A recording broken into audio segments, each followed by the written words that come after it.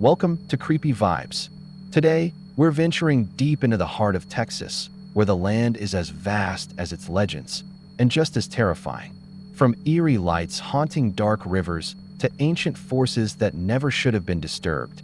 Get ready for 10 of the most unsettling true Texas road trip horror stories that will make you question what's real and what's lurking just beyond the horizon. But before we begin, here's something strange. Most viewers make one huge mistake. They leave without subscribing. And by doing so, they miss out on the creepiest, spine-tingling tales that only the bravest dare to hear. Don't be one of them. Hit that subscribe button now, because tonight's just the beginning, and the terror waiting in the darkness is far from over. So, where are you watching from? And what time is it there? Let me know in the comments, because here, the night is only getting started, and the horror is waiting to unfold. Now, let's dive into the darkness. It was one of those early Texas mornings where the mist sits low and heavy across the fields, turning the mesquite trees into hunched, watchful shapes in the distance. I'd been driving since 2 a.m., heading south on Highway 281, with nothing but the hum of my tires and the occasional cry of a distant bird to keep me company. Marble Falls was still a good half-hour away when I saw him. He stood at the edge of the road, barely visible until the beams of my headlights washed over him. Tall and wiry, with a faded denim jacket hanging loose on his narrow frame, hands shoved deep in the pockets, shoulders hunched against a cold that wasn't really there. The stitched name over his chest read Benny in red thread. Something in me hesitated. Picking up strangers at this hour was not my habit, but there was no traffic for miles, and his face looked tired in a way that felt bone deep, not just the kind that comes from a long night. I slowed, rolled down the window, and asked where he was headed. He leaned toward the car without changing the expression on his face. "South," he said, his voice low and even. "Closer to the river." That was vague, but it was on my way, so I told him to hop in. He slid into the passenger seat without a sound, the old bench seat creaking under his weight. Up close, I saw that his denim jacket was worn almost to threads at the elbows, and his jeans were dusty like he'd been walking a long way. The smell that came with him wasn't sweat or dirt. It was faintly metallic, the way wet pennies smell. I tried to shake it off, though we didn't talk much. He kept his gaze fixed straight ahead, hands resting flat on his thighs. The only time he moved was to glance at the side mirror. Quick little looks like he was checking for someone behind us. I told myself he was just cautious. The highway was empty, and my headlights stretched far into the mist, but the quiet between us felt heavier than the fog outside. About 10 miles down, I saw the glow of a gas station sign ahead, the kind that flickers in and out with a broken ballast. I figured I'd stop for coffee and maybe offer to get him something warm. I glanced at him, meaning to say so, and that's when my stomach dropped. The seat was emptied, no sound of a door. No cold air rushing in. Just empty. I gripped the wheel, hard enough for my knuckles to ache. The car hadn't swerved, and the passenger seatbelt still hung loosely against the door where it had been when he got in. I looked in the rearview mirror, but there was nothing behind me, just the straight black ribbon of road disappearing into the mist that I told myself I must have zoned out, that maybe I'd imagined him entirely. But my eyes drifted down to the seat, and that's when I noticed it. The vinyl was damp, like someone had been sitting there in clothes still wet from a long walk through dew-soaked grass. That I pulled into the gas station, my heart beating fast, and got out. The attendant was inside, an older woman with short hair and a cigarette dangling from the corner of her mouth. When I walked in, she didn't look up right away. I grabbed a coffee and went to the counter. She rang me up without a word, then finally glanced at me. "You picked him up, didn't you?" she said. I froze. "What?" Her eyes narrowed slightly, but her tone stayed flat, like she was talking about the weather. "Tall fella, denim jacket, says his name's Benny. Shows up when it's still dark, disappears before you get to town." I swallowed. "You've seen him before?" "Everyone around here has. Not lately, though." She lit another cigarette from the butt of the first. "Used to be, he'd only show up in October, when the mornings are cold. Guess he's getting restless." I pressed her for more, but she just shrugged like it was something too old to care about anymore. I left the gas station with my coffee and got back in the truck. The passenger seat was dry now, the dampness gone like it had never been there. I kept driving, telling myself it was a trick of my tired brain. But a few miles down the road, I saw something in the distance again. A figure on the shoulder, tall and thin, shoulders hunched, denim jacket catching the weak light of my headlights. As I got closer, my stomach tightened. The red stitching over the chest spelled the same name. Benny didn't lift his thumb this time. He just watched me as I passed, his head slowly turning to follow my truck until I couldn't see him in the mirror anymore. When I finally reached Marble Falls, the sun was rising, turning the mist into pale gold. I stopped at a diner for breakfast, trying to shake the feeling, but the waitress poured my coffee and then paused, looking at me like she recognized something. She leaned in and said, almost in a whisper, "You didn't let him in, did you?" I told her I had, and she sighed, setting down the pot. "Folks say if you pick him up twice, you don't make it past the bridge over the river." I asked her what happened if you did pick him up again, but she only shook her head. Ain't no one around to tell. I drove home that afternoon, on the same stretch of 281, the sunlight bright and the air warm, telling myself I'd never see him again. But part of me kept glancing at the shoulder, half expecting to see him there, waiting. And the worst part? I swear I did, just for a second, a flicker of denim at the edge of my vision. Only this time, when I looked back, the seat beside me was already wet.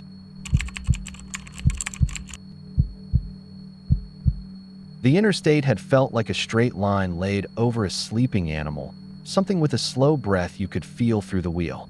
West Texas at night always does that to me. The land is too broad and too empty, and the tiny towns wink past like someone dropping nails behind you. I had been on I-10 for hours, fuel gauge just above a quarter, the monotony of reflector posts, and the strobing red lights of distant wind turbines keeping cadence with the shimmer of heat that still hung low from the day. My old Corolla hummed, as if it were glad not to be breaking down, and I kept drinking warm water from a bottle that tasted like plastic and dust. The sign for Ozona came and went, then another for a rest area.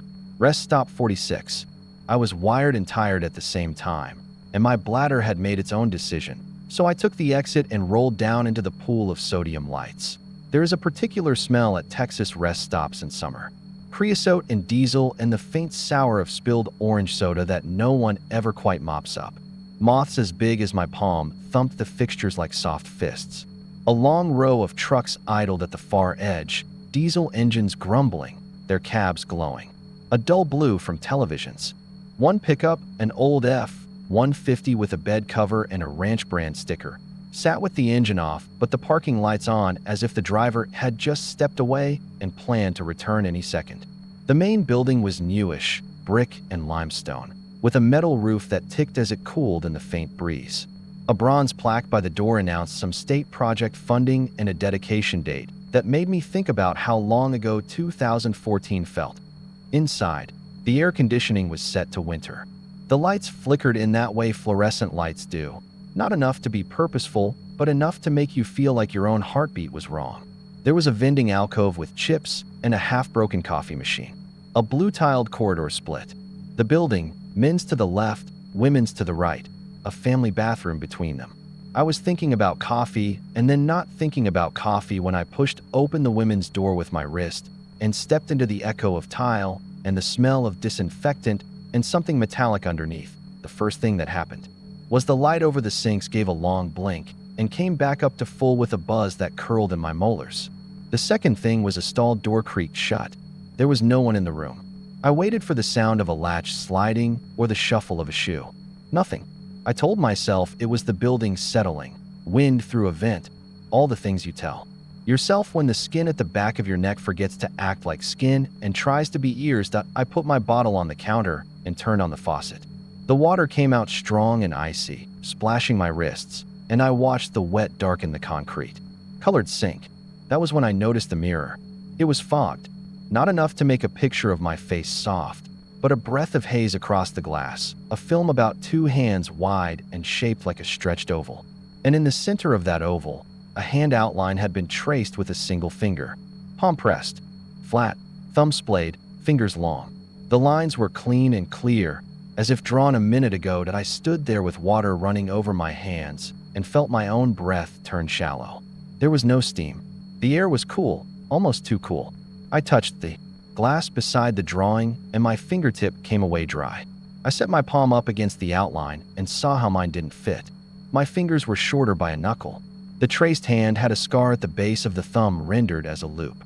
The door to the bathroom swung in a little and then settled back. Without closing, the hydraulic arm sighing. I shut off the faucet. In the sudden quiet, the room had a hollow quality. The vent fan whispered, and I could hear the distant thrum of a pressure tank, the building's heart. I looked down at my bottle and saw a single drop of water slide off the lip and hang for a second before letting go. Everything felt like it was waiting for me to do something. I told myself to move. I told myself to wash, dry, leave. I moved to the paper towel dispenser and yanked. The motor inside chewed for a second and gave me a towel. When I pressed it to my face, I smelled bleach and something else, like old pennies. My left ear popped as if I were going up a mountain, though I was flat on the plains.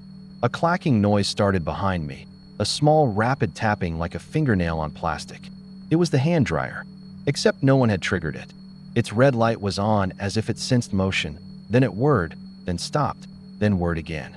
The mirror's fog looked thicker for a moment.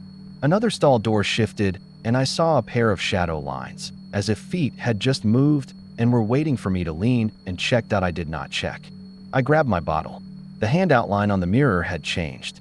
I thought I was making it up, that I was projecting the way you do with clouds and ceiling texture. But the outline's finger, the middle finger that had been straight, now bent a little at the second knuckle. A tiny kink like a broken finger healed wrong. The line was still a line, dry and crisp, but the angle was different. I pressed my lips together so I wouldn't say anything stupid to an empty room and headed for the door. When my hand touched the long stainless handle, I noticed another mark I had not seen before. On the metal, halfway down, 5 narrow streaks, like someone had raked nails across wet polish. They were not gouges. They were residue. When I rubbed at them with my thumb, they tinted my skin a faint rust. I opened the door, and the corridor beyond was sane and bright, with the hum of drinks in glass coolers and a fat beetle on its back kicking its legs near a trash can. I felt relief so strong it made my knees want to let go. I stood for a moment near the family bathroom, thinking I would walk straight out to the car, drive, forget this. From outside, through the glass doors, the quiet of the lot rolled over me. The trucks weren't idling anymore. That was what I thought first. The low thunder had ceased. The building seemed to float in the sudden stillness. I went to the vending machine and put in $1 and pressed for coffee because I wanted to force the normal world to return by doing the most normal thing. The machine clanked and whirred and filled a paper cup with liquid that smelled like burnt toast.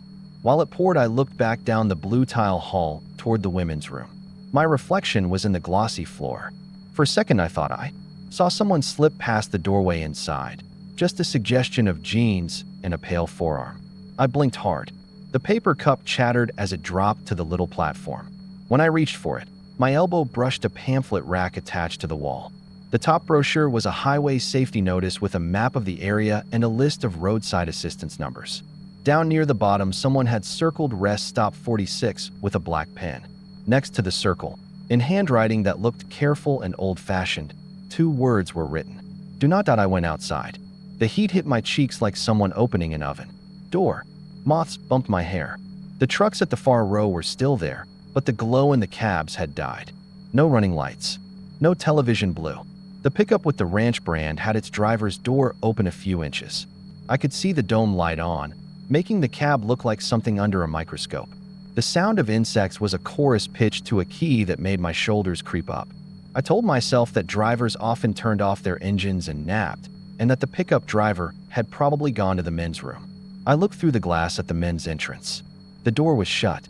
My car sat 30 feet away, demure and loyal. The coffee tasted like something a tire shop would keep in a back room. I tried a sip anyway.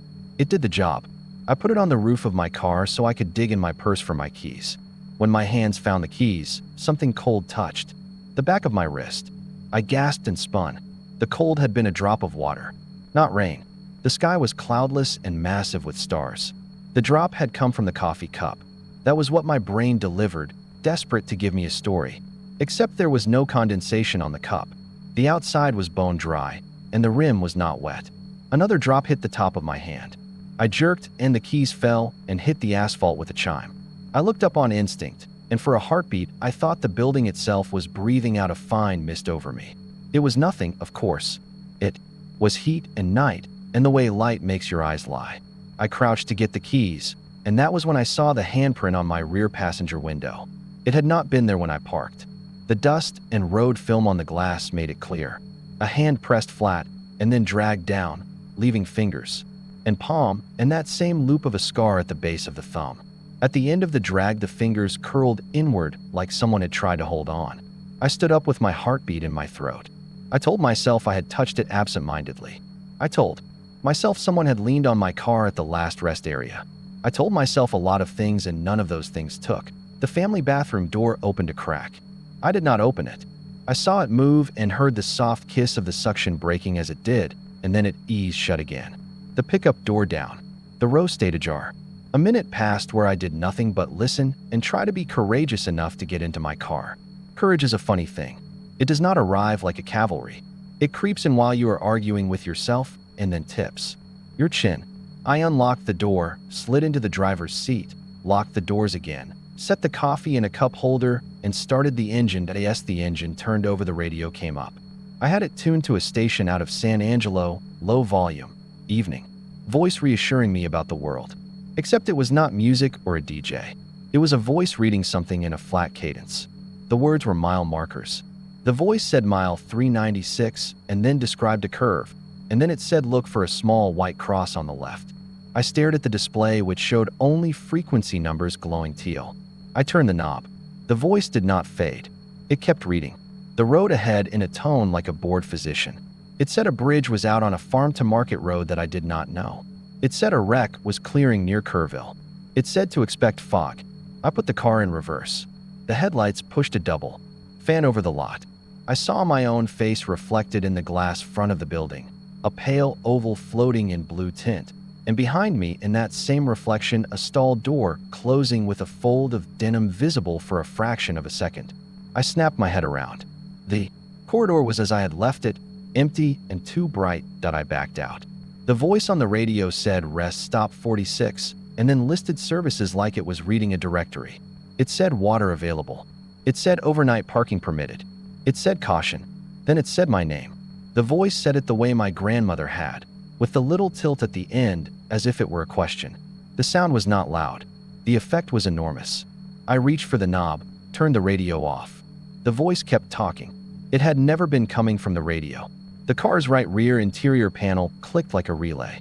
In the side window, just at the edge of the pillar, a print smeared and disappeared as if wiped from the other side of the glass. I drove. Gravel popped under the tires, and then I was on the ramp, climbing back onto the black seam of I-10. My hands were slick. The coffee trembled in its cradle and made a small ring on the plastic. The land opened around me, dark and endless. The speedometer eased up past 60. The radio was silent now. I told myself to get to Junction. I told myself to make it to daylight. I told myself not to stop again. I tried not to look in the rear view. I failed. I looked. In the reflected tunnel of the car's interior, I saw my own eyes and the faint suggestion of the back seat behind them. For a second, the glass of the rear passenger window looked hazed, a soft fog blooming out from the center like breath on a winter day. A hand outline appeared, slow as a flower opening. The fingers pressed and spread. The hand looked just like the one on the bathroom mirror, the scar loop at the thumb base, the long middle finger angled a little wrong. Something pushed at my ear from nowhere, a pressure change like being underwater. The air in the car felt damp against my forearms. I turned on the defroster and the fan blew cold. The handprint stayed, the road unspooled. The signs came, green and plain. The long straight lines ahead were punctuated by the occasional white cross in a ditch. I passed mile 396. I looked left. There was a small white cross leaning like a broken tooth. My mind wanted to reach out and pick at it. I kept going. Somewhere past a cattle guard bridge, I saw a low fog bank across the highway that hadn't been there a second before. It sat like something alive, whipped by a wind I could not feel. I eased off the gas, and the fog swallowed the world. The headlights showed only milk. Inside the car, the damp increased. My hair lay heavy against my neck. The handprint on the back window slid slowly toward the door seam. I said my own name out loud the way the radio voice had said it. I do not No why I did that. Maybe I wanted to prove I still owned it. That I came out of the fog and saw a ramp. A sign loomed. Rest stop 46. I blinked and stared at the odometer and the clock and told myself I had only gone 5 minutes and 12 miles, that there must be two identical rest areas spaced like twins. I had the thought and knew it was wrong. The building. Ahead. The slope of the parking lot. The row of trucks that were too still. The ranch pickup with its door ajar and its dome light on. It was the same place. My hands turned the wheel without permission. I coasted into the same space. I killed the engine. In the sudden quiet, I heard water running somewhere far inside the building, a steady stream pouring down a drain. The insects sang at the edges of hearing like wire pulled tight. I stared at the open door of the pickup. The dome light was dimmer than before. I could see a set of keys in the ignition, fat with tags. No driver. I left the coffee in the car. I stepped out and the heat touched my face like something with a rough tongue. I did not lock the doors. I walked toward the building and stopped because I felt foolish. What was I going to do? Walk back in and ask the mirror to behave? I took a step anyway. As I reached the glass doors, they shuddered. A pulse went through the metal frame and up my arms as I grabbed the handle. Inside, the beetle that had been on its back earlier lay still, legs folded. The pamphlet with the circled rest stop and the words do not was gone. The brochure rack had a neat gap where it had been, a trapezoid of clean metal against dusty frames. The women's room light flickered. When I pushed the door open, the mirror was clear. The stalls were all standing with their doors at different angles like teeth in a crooked jaw. When I looked down, I saw water pooled thinly on the tile near the far end. It quivered as if something was breathing on it. A stall near the end had its door almost closed, and in that opening I saw a pair of knees under the divider. I felt a rush of relief so violent it turned to fear before it hit bottom. The knees were too close together. They were the color of wet paper. I swallowed and said hello, and my voice landed in the room and did not move. The knees did not move. I stepped forward, one slow step, then another, and saw a hand slide into the wet under the stall partition. The hand lay there, palm up, fingers curled. It did not look like a prank. It looked like a hand that had been underwater a long time. The skin puffed and whitened, nails rimmed in the red of the quick. At the base of the thumb, a scar looped. The hand rolled and flattened against the tile. Water moved toward it like it was drawing it in. Then the fingers came up and tapped the floor very fast, a little impatient rhythm, and the hand slid backward out of view with a sucking sound. That I stood in that clicking silence and told myself any number of lies, large and small. I told myself that I would turn and go out and get in my car and drive to a town with real lights and people and ask a night clerk to tell me I had imagined it. I told myself that if I were a good person, I would check the stall anyway because maybe someone inside needed help. The lies braided together and made a rope, and I took it in both hands and pulled. I reached for the stall door. It was not latched. When I pushed it, it resisted like it had gained weight. I pushed harder and the door gave with a shiver. The stall was empty except for water spread thinly on the floor and a smear on the toilet seat like someone had pressed a wet palm there before standing. On the inside of the stall door, near the top where only a tall person could reach, were 5 parallel streaks in rust color, as if someone had dragged their nails downward while being taken up and away. I did not think. I ran. I ran down the hall and through the glass doors and across the lot to my car. And as I yanked the door open, I saw that my rear passenger window was fogged completely now. On the inside, pressed against the glass, a hand. Spread flat. The tips of the fingers were blue. Water crawled along the rubber of the window seal and dripped onto the door card. I got in and slammed the door and hit the lock button as if that meant anything. The hand slid down and vanished. I started the engine. The radio was dead. The dash lights looked weak as if the battery had grown old. I put the car in gear and my foot trembled on the brake. Through the windshield, I saw a figure move between 2 trucks, tall and thin in jeans and a pale shirt. It turned its head and I understood it not as a person, but as a place where a person had been and left a negative. The shape flickered like a heat mirage, and then it shoved itself into the angle between sight and belief, and I could not look at it directly. As it crossed in front of my car, my high beams dented into it and came out dull. That I pressed the gas and the car jumped forward. The figure reached out a hand and laid it flat on my hood. The engine coughed. The dash lights went black and then returned. The touch left 5 clean streaks on the dust of the paint. The temperature inside the car plummeted. My breath made a cloud. I could not see the building anymore. I could not see the trucks. The lot was a bowl of night. The only sound was water running from somewhere it should not have been able to run.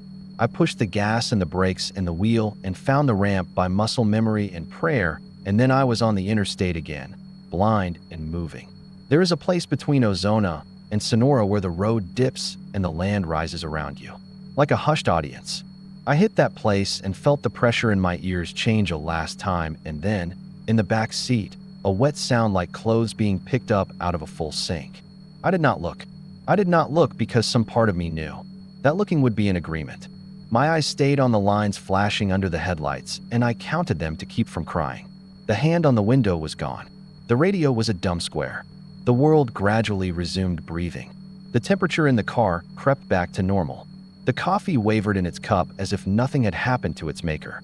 I kept driving until the sky in the east went the color of the inside of a grapefruit, and the red lights on the wind turbines blinked out one by one. That I did not stop again until a truck stop outside Junction. The place was crowded with life. I used the bathroom, and my reflection looked harried but human. I washed and watched the mirror stay the mirror. There was no fog, no outline. A woman with a toddler smiled at me, and I almost wept with grateful embarrassment.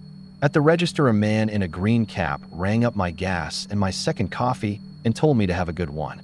As I turned away, a laminated sheet of paper thumbtacked to a cork board by the door caught my eye, lost across the top in black letters, and 3 photos beneath of different people. Under them, in a careful hand, the dates and places.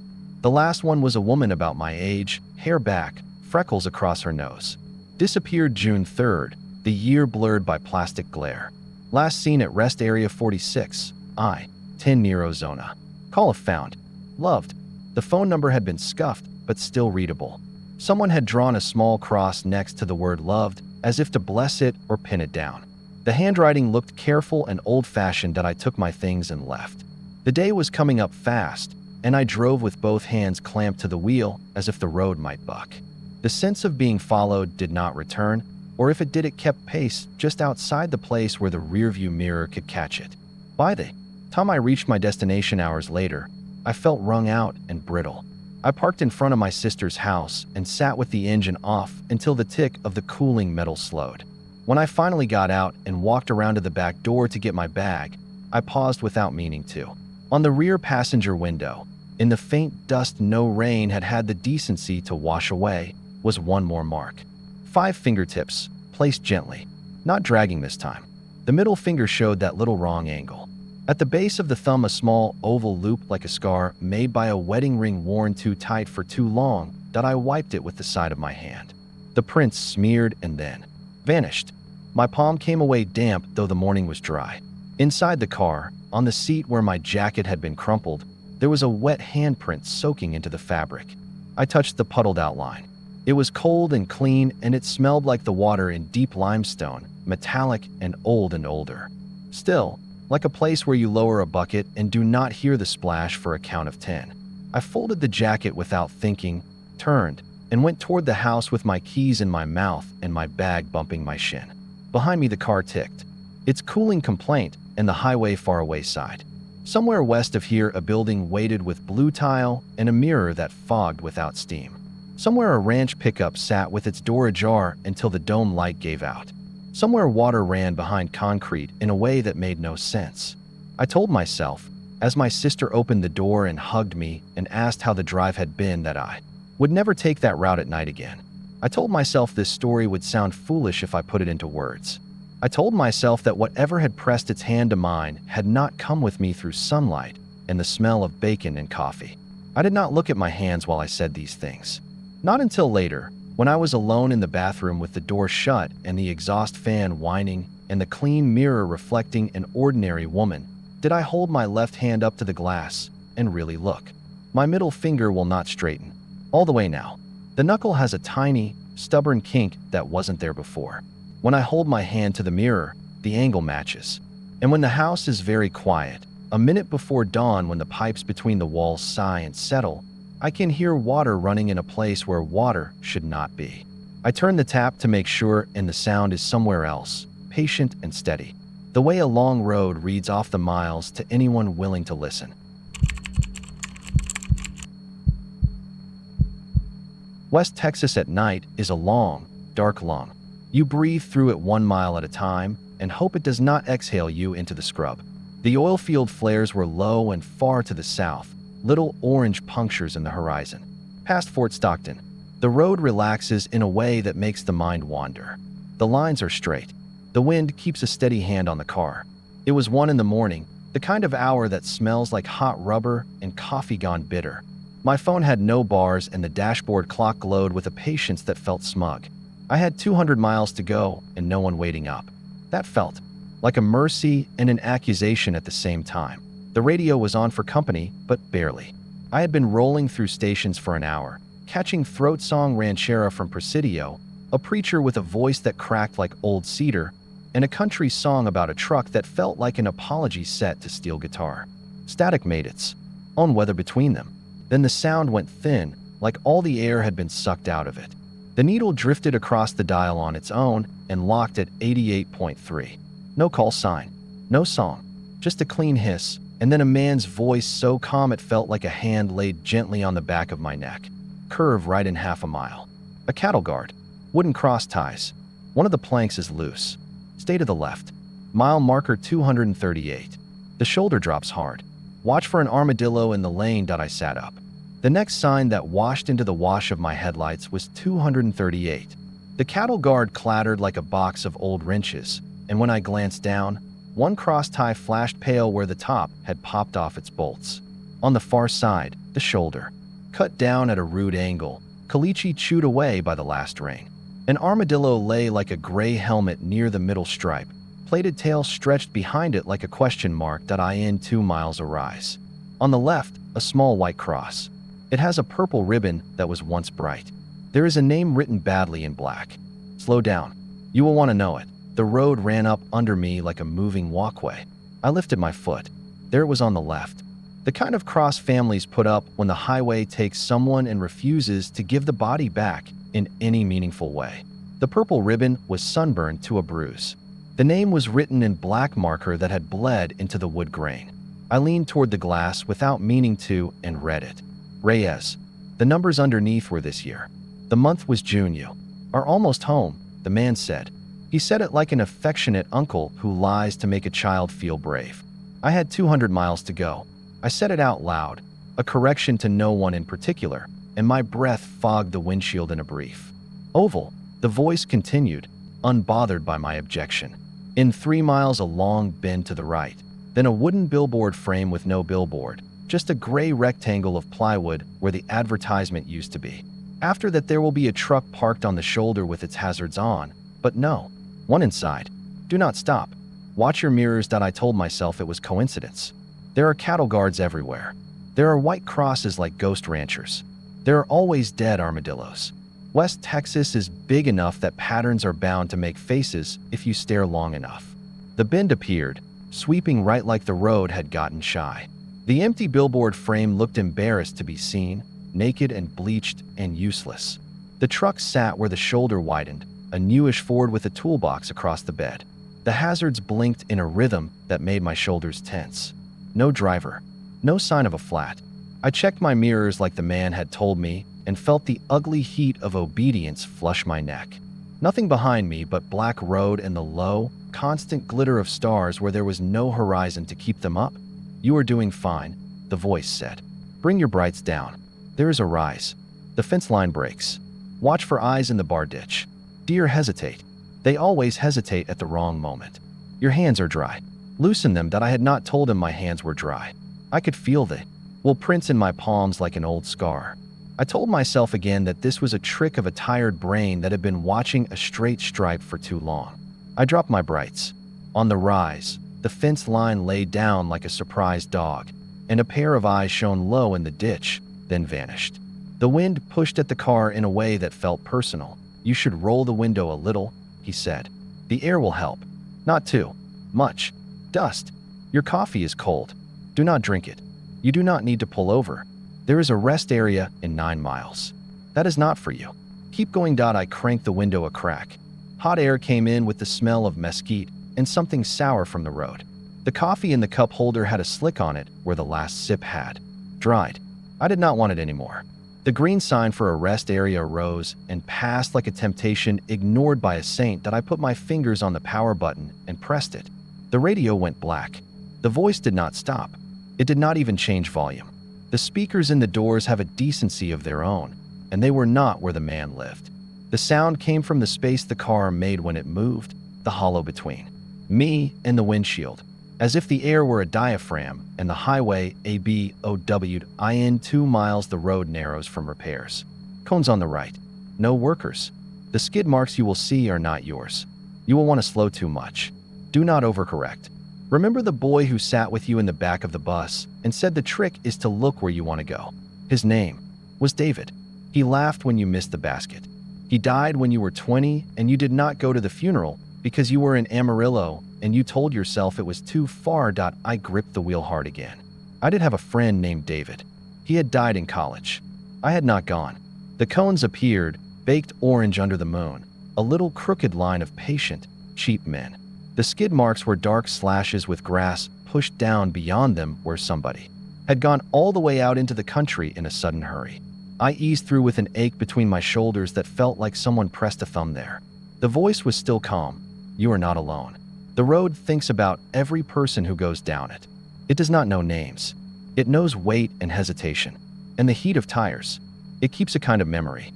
You are sliding along the top of it more than you know. In 1 mile there is a dip and a sudden smell of water. A culvert runs under. The white rock on the right looks like a skull. Do not let it make you laugh that I did not laugh. The dip came with a whisper of cool as if the land had a cold vein that bled across the asphalt. The rock did look like a skull. One of those long cow skulls you see in tourist photographs. And for a second the ridiculousness of it wanted to break a laugh out of me, because fear often wears a smile when it is too tight a fit.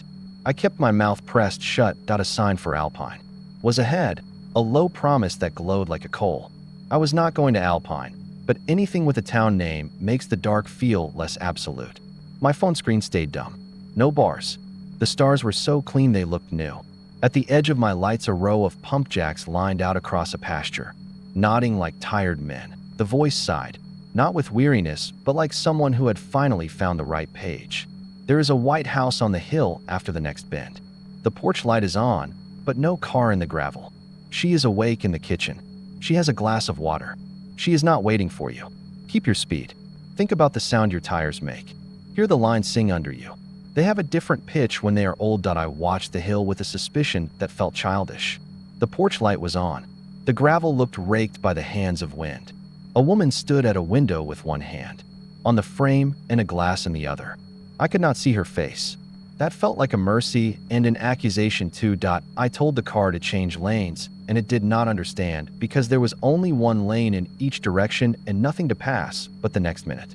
I told myself to speak to the voice, but did not, because I did not know what question to lead with that did not sound like prayer. Instead, I accelerated. The speedometer crept like a second hand. The voice did not scold. You will not beat it by hurrying. The next sign says Coyanosa. You do not know anyone in Coyanosa. The sign after that is bent and the bolts show. Your right headlight is looser than the left. You should have had that fixed in San Angelo. It will not matter soon. I took my foot off the gas and hated that I made such a dramatic little gesture, like a sulking child, for the benefit of a voice in a car with me that did not need a performance. The sign for Coyanosa went by with a disinterested wave. The bent sign lifted its crooked chin at the sky. In the corner of my light, the right beam had a tremor I had not noticed before. How do you know me? I asked finally. My voice wobbled.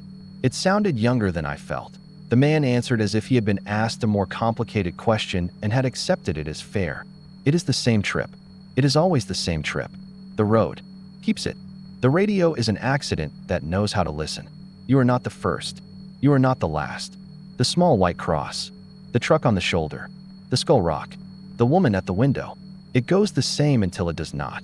You are almost home. I wanted to pull over. I did not, because the voice had told me not to, which made me want to do it more, which felt like the petulance of a man arguing with a recording. In the distance, a watery sheet of light wavered above the road. Heat or fog, or something the land breathed.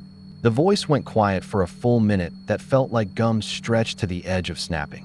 I filled it with the sound of tires and the wind pressing, and somewhere far away a coyote that sang a short, surprise song and then cut itself off. The voice came back as if someone had cleared his throat off mic. There is a border patrol checkpoint on the westbound side. You are eastbound. The lights are on anyway. The cones form a throat. You will feel as if you ought to slow, and you will, and you should not, but you will. A man in a green uniform will. Look at you, though there is nothing to look at. He is thinking about his daughter. She is 5. She has a book about horses. These things do not matter, and they matter very much. The checkpoint appeared like a sudden carnival, white floodlights, and a trailer house with windows that reflected everything and nothing. An agent stood with his hands on his belt and watched me like a man who had the excuse of a job to hide the way he watched. I slowed. My hands were dry again. I wondered about his daughter in a bed with a horse book and whether my headlights would cross her face in some way that would make her dream wrong. You want to turn off, the man said. You are thinking of an FM road. You are right. FM 1053.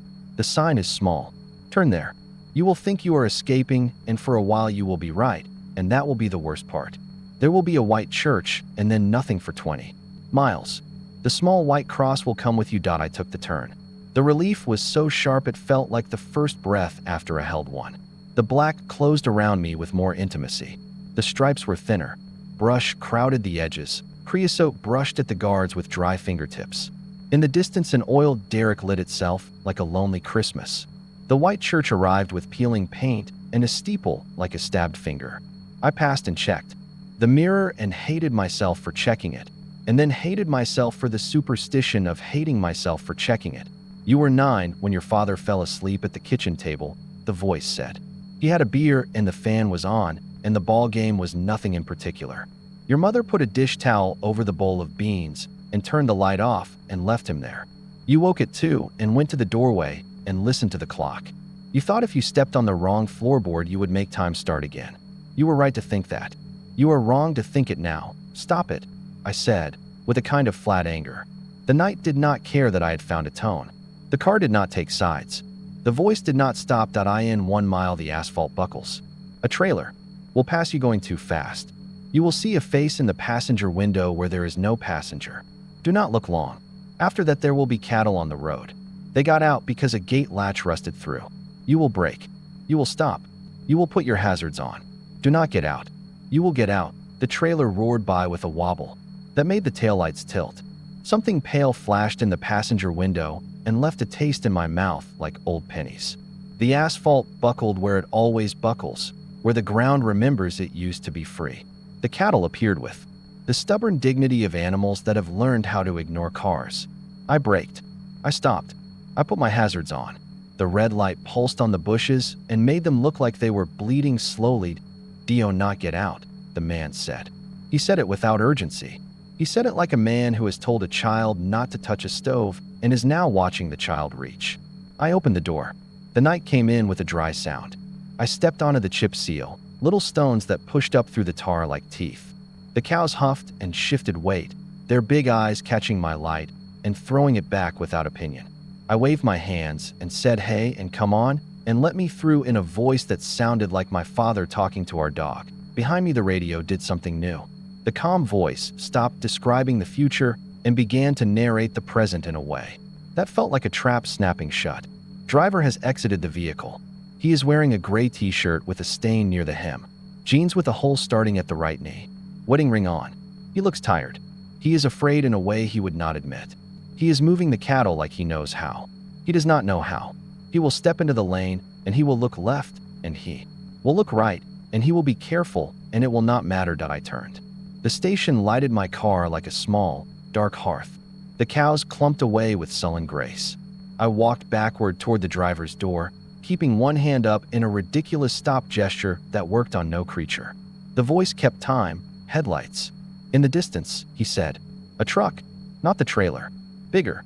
He is in a hurry because he thinks he is late to something that ended hours ago. He has a picture on his visor. He will not remember seeing it when the sun comes up. The cattle will move. The driver will swerve at the first and not at the second. You think you can make the shoulder. The shoulder drops hard. Remember the cattle. Guard. You will not remember the cattle guard that I climbed back into the car. I put it in drive. I eased forward, trying to find the little spaces between big, indifferent bodies. The truck crested the rise with its high beams on and then dipped. Them, as a courtesy, offered too late. The cattle moved in the way they move, which is to say with no regard for human narrative. I saw the shoulder where the caliche had collapsed. I saw the place where the ditch took a sharp breath in.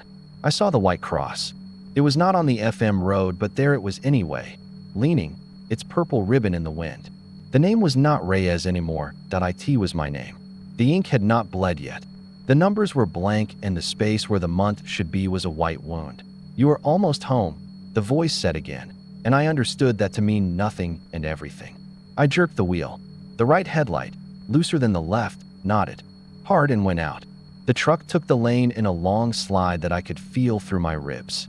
My front tire found the edge where drop meets nothing, and the car tipped in a slow, thoughtful way, like a cow kneeling to lie down. The world flipped and settled, and the airbags came with their powder and their taste. The horn stuck. The radio did not stop. It had never been in the car. It had been in the long, dark lung you breathe through, and that was still breathing me. The voice spoke to someone I could not see. Maybe the man in the truck. Maybe the air. Maybe the next me. Curve right in half a mile, he said, the same calm. A cattle guard. Wooden cross ties. One is loose. Stay to the left. Mile marker 238. The shoulder drops hard. Watch for an armadillo in the lane that I tried to open the door, but the ditch held it. I tried the other door, and it opened into grass that smelled like dust and old water. I crawled out and lay on my back and looked at the sky. The stars leaned down with the kind of indifference that is so complete it feels like love. The truck had stopped crooked, and its driver was out and shouting, but his voice came from far away. In the speakerless space of the night, the FM station kept talking. It described the road. It described the white cross. It said my name the way a man reads. A list of inventory he has already filed that I did not want to cross. I did not want my name sharpened onto sunburned wood. I wanted to stand up and tell the truck driver not to call anyone and to go back to his daughter and her horse book and let me walk, because the voice had told me I was almost home, and I wanted to make that true by the stubbornness of a man who has mistaken a phrase for a promise his whole life. I rolled to my side and pushed up and took 2 steps, and the night pushed back. Something in my chest moved wrong. I swallowed. The taste of pennies returned and stayed. "How do you know me?" I asked finally. My voice wobbled. It sounded younger than I felt. The man answered as if he had been asked a more complicated question and had accepted it as fair. "It is the same trip. It is always the same trip. The road keeps it. The radio is an accident that knows how to listen. You are not the first. You are not the last. The small white cross. The truck on the shoulder. The skull rock. The woman at the window. It goes the same until it does not. You are almost home. I wanted to pull over. I did not, because the voice had told me not to, which made me want to do it more, which felt like the petulance of a man arguing with a recording. In the distance, a watery sheet of light wavered above the road. Heat or fog, or something the land breathed. The voice went quiet for a full minute that felt like gums stretched to the edge of snapping. I filled it with the sound of tires and the wind pressing, and somewhere far away a coyote that sang a short, surprise song and then cut itself off. The voice came back as if someone had cleared his throat off mic. "There is a border patrol checkpoint on the westbound side. You are eastbound. The lights are on anyway. The cones form a throat. You will feel as if you ought to slow, and you will, and you should not, but you will. A man in a green uniform will look at you, though there is nothing to look at. He is thinking about his daughter. She is 5. She has a book about horses. These things do not matter, and they matter very much." The checkpoint appeared like a sudden carnival, white floodlights, and a trailer house with windows that reflected everything and nothing. An agent stood with his hands on his belt and watched me like a man who had the excuse of a job to hide the way he watched. I slowed. My hands were dry again. I wondered about his daughter in a bed with a horse book and whether my headlights would cross her face in some way that would make her dream wrong. "You want to turn off," the man said. "You are thinking of an FM road. You are right. FM 1053. The sign is small. Turn there. You will think you are escaping, and for a while you will be right, and that will be the worst part. There will be a white church, and then nothing for 20 miles. The small white cross will come with you. I took the turn. The relief was so sharp it felt like the first breath after a held one. The black closed around me with more intimacy. The stripes were thinner. Brush crowded the edges. Creosote brushed at the guards with dry fingertips. In the distance, an oiled derrick lit itself like a lonely Christmas. The white church arrived with peeling paint and a steeple like a stabbed finger. I passed and checked the mirror and hated myself for checking it, and then hated myself for the superstition of hating myself for checking it. "You were 9 when your father fell asleep at the kitchen table," the voice said. "He had a beer and the fan was on, and the ball game was nothing in particular. Your mother put a dish towel over the bowl of beans and turned the light off and left him there. You woke at 2 and went to the doorway and listened to the clock. You thought if you stepped on the wrong floorboard you would make time start again. You were right to think that. You are wrong to think it now. Stop it," I said, with a kind of flat anger. The night did not care that I had found a tone. The car did not take sides. The voice did not stop. In 1 mile the asphalt buckles. "A trailer will pass you going too fast. You will see a face in the passenger window where there is no passenger. Do not look long. After that there will be cattle on the road. They got out because a gate latch rusted through. You will brake. You will stop. You will put your hazards on. Do not get out. You will get out." The trailer roared by with a wobble that made the taillights tilt. Something pale flashed in the passenger window and left a taste in my mouth like old pennies. The asphalt buckled where it always buckles, where the ground remembers it used to be free. The cattle appeared with the stubborn dignity of animals that have learned how to ignore cars. I braked. I stopped. I put my hazards on. The red light pulsed on the bushes and made them look like they were bleeding slowly. "Dio not get out," the man said. He said it without urgency. He said it like a man who has told a child not to touch a stove and is now watching the child reach. I opened the door. The night came in with a dry sound. I stepped onto the chip seal, little stones that pushed up through the tar like teeth. The cows huffed and shifted weight, their big eyes catching my light and throwing it back without opinion.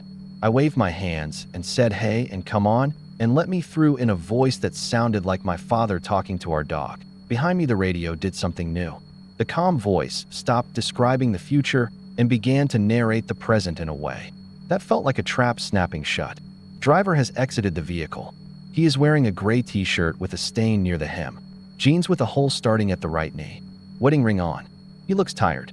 He is afraid in a way he would not admit. He is moving the cattle like he knows how. He does not know how. He will step into the lane and he will look left and he will look right and he will be careful and it will not matter that I turned. The station lighted my car like a small, dark hearth. The cows clumped away with sullen grace. I walked backward toward the driver's door, keeping one hand up in a ridiculous stop gesture that worked on no creature. The voice kept time. "Headlights. In the distance," he said. "A truck. Not the trailer. Bigger. He is in a hurry because he thinks he is late to something that ended hours ago. He has a picture on his visor. He will not remember seeing it when the sun comes up. The cattle will move. The driver will swerve at the first and not at the second. You think you can make the shoulder. The shoulder drops hard. Remember the cattle. Guard. You will not remember the cattle guard that I climbed back into the car. I put it in drive. I eased forward, trying to find the little spaces between big, indifferent bodies. The truck crested the rise with its high beams on and then dipped. Them as a courtesy offered too late. The cattle moved in the way they move, which is to say with no regard for human narrative. I saw the shoulder where the caliche had collapsed. I saw the place where the ditch took a sharp breath in. I saw the white cross. It was not on the FM road, but there it was anyway, leaning, its purple ribbon in the wind. The name was not Reyes anymore. It was my name. The ink had not bled yet. The numbers were blank and the space where the month should be was a white wound. "You are almost home," the voice said again, and I understood that to mean nothing and everything. I jerked the wheel. The right headlight, looser than the left, nodded hard and went out. The truck took the lane in a long slide that I could feel through my ribs. My front tire found the edge where drop meets nothing and the car tipped in a slow, thoughtful way, like a cow kneeling to lie down. The world flipped and settled, and the airbags came with their powder and their taste. The horn stuck. The radio did not stop. It had never been in the car. It had been in the long, dark lung you breathe through, and that was still breathing me. The voice spoke to someone I could not see. Maybe the man in the truck. Maybe the air. Maybe the next me. Curve right in half a mile, he said, the same calm. A cattle guard. Wooden cross ties. One is loose. Stay to the left. Mile marker 238. The shoulder drops hard. Watch for an armadillo in the lane that I tried to open the door, but the ditch held it. I tried the other door, and it opened into grass that smelled like dust and old water. I crawled out and lay on my back and looked at the sky. The stars leaned down with the kind of indifference that is so complete it feels like love. The truck had stopped crooked and its driver was out and shouting, but his voice came from far away. In the speakerless space of the night, the FM station kept talking. It described the road. It described the white cross. It said my name the way a man reads. A list of inventory he has already filed that I did not want to cross. I did not want my name sharpened onto sunburned wood. I wanted to stand up and tell the truck driver not to call anyone and to go back to his daughter and her horse book and let me walk, because the voice had told me I was almost home, and I wanted to make that true by the stubbornness of a man who has mistaken a phrase for a promise his whole life. I rolled to my side and pushed up and took 2 steps, and the night pushed back. Something in my chest moved wrong. I swallowed. The taste of pennies returned and stayed. The man on the radio stopped telling the road and started telling me like a bedtime. He said the names of towns I had driven past and houses I had not been invited to and faces I had forgotten I had loved. He said the smell of heat lightning and cut hay and gasoline on the hands of a father who kept a pair of needle-nose pliers in his shirt pocket. He said the color of the porch light in a place I had lived for a short time and the way it hit a stack of bills on a kitchen table. He said it in a voice that had been with me the whole time. It was not my father. It was not a stranger. It was the way my own voice would sound if I could make it kind when it had no right to be. Near the highway, a figure moved, stopped, and moved again. A truck driver shouting into a phone. The cattle stood with their patient, prehistoric eyes and watched me work it out. The wind pushed and let go. I lay down because it felt like the only fair thing left to do. The radio said my name again, and this time it sounded like a pen scratching wood. It said the month and the day. It left the year blank as courtesy. The last thing the man said before the world narrowed to a pin, and then nothing was the same wrong promise. You are almost home. When morning came, the sheriff stood by the white cross and squinted at the road like it had told him a joke he did. Not yet. The purple ribbon was new. The letters were neat. The month had not been the one I expected. The highway kept its memory the way a body keeps a bruise. Drivers rolled by and stared without meaning to. Somewhere an old radio caught a station at 88.3 that did not belong to the living, and a man described a bend and a cattle guard and a small white cross on the left. Every single detail was right. Someone listening lifted a hand from the wheel and flexed dry fingers and told himself it was a trick of a tired brain. He promised himself he would not stop. He would stop. He would say out loud that he had miles to go. The voice would answer with a patience that felt like love pretending to be a lie. You are almost home. The place looked abandoned, but the pump kicked on when I swiped my card. Inside, a man in coveralls stood perfectly still behind the counter, eyes glassy. I asked for directions. He lifted a trembling hand and pointed south. The road he pointed to was a dead end, blocked by rusted farm gates. I looked back at him, waiting for a correction, a faint grin, anything to say he was messing with the stranger who pulled off Highway 90 in the small hours to buy a few gallons and a lukewarm coffee.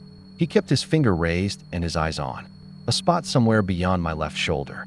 The air in the store had the stale sweetness of spilled soda, and there was a fly carcass pressed into the curve of the donut display like a fossil.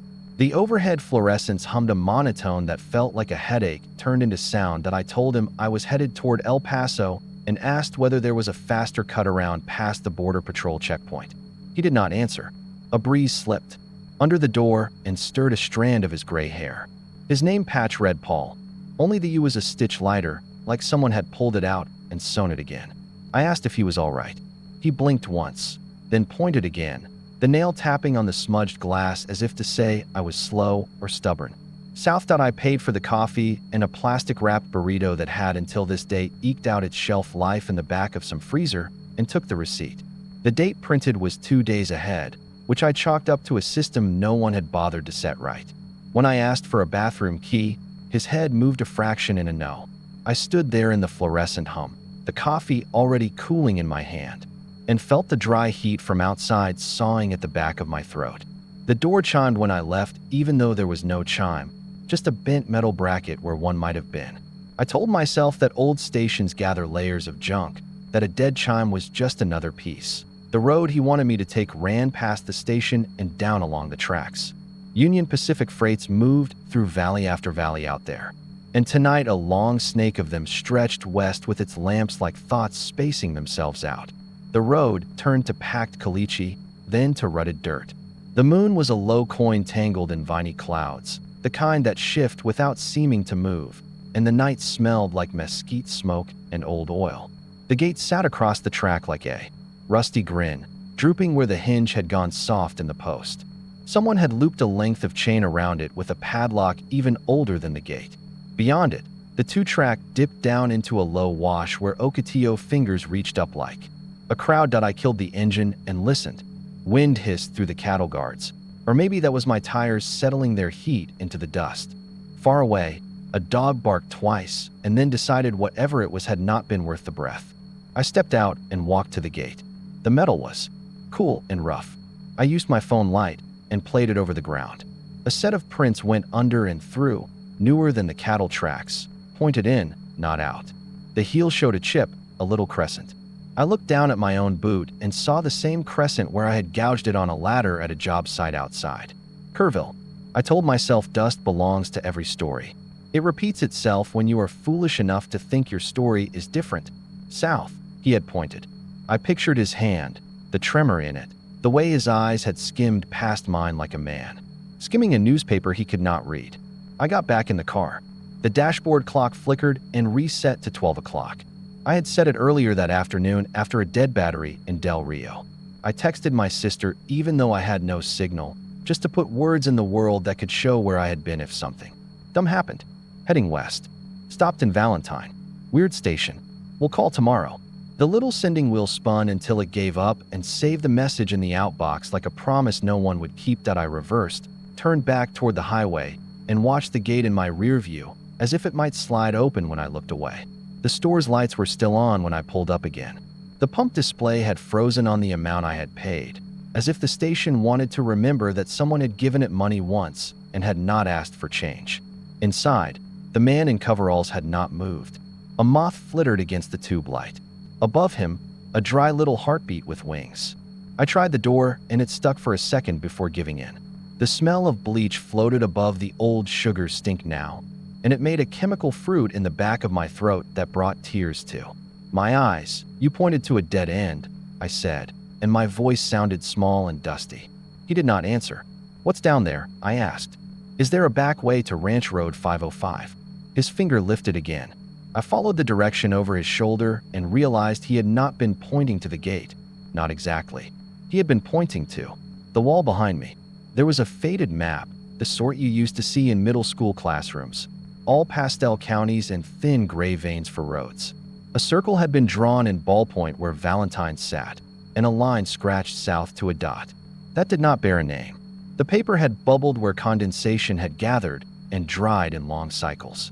Under the dot someone had written home and then carved an X through the word with a knife point. Who drew that? I said.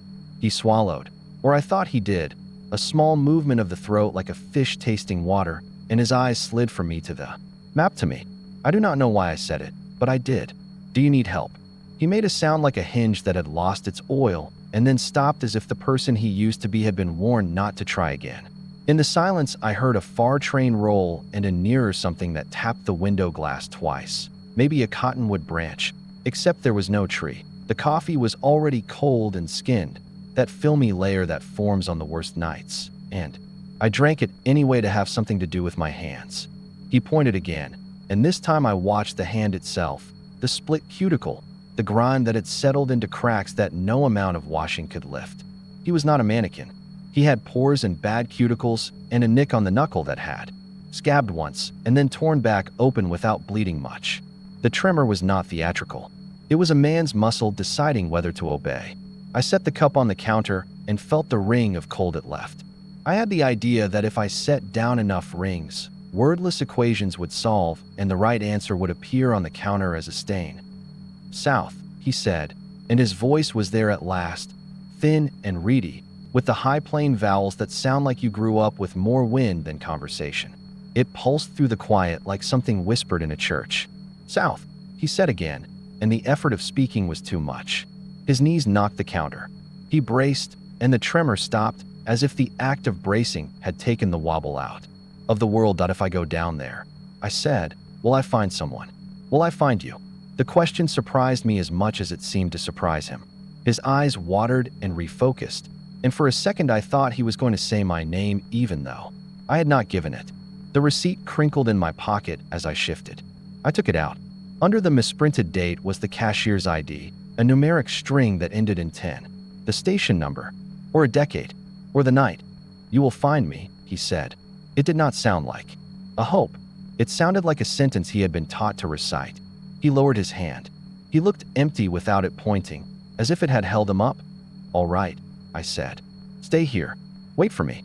Dumb things you tell an unmoving man because the world is made of rituals and you do not know what else to do. I took a flashlight from a rack that had lost 3 of its 8 lights to theft or forgetfulness, left a 20 on the counter for a light priced at $9.99, and walked out. The door scraped. The wind had come up and drew a smear of dust across the parking lot, like an eraser that had grown tired of neatness. I got back into the car and drove south again, past the way my tread marks had already softened and the dog bark that barked again and again in my mind, even though no dog spoke. I could see the gate. The padlock was open.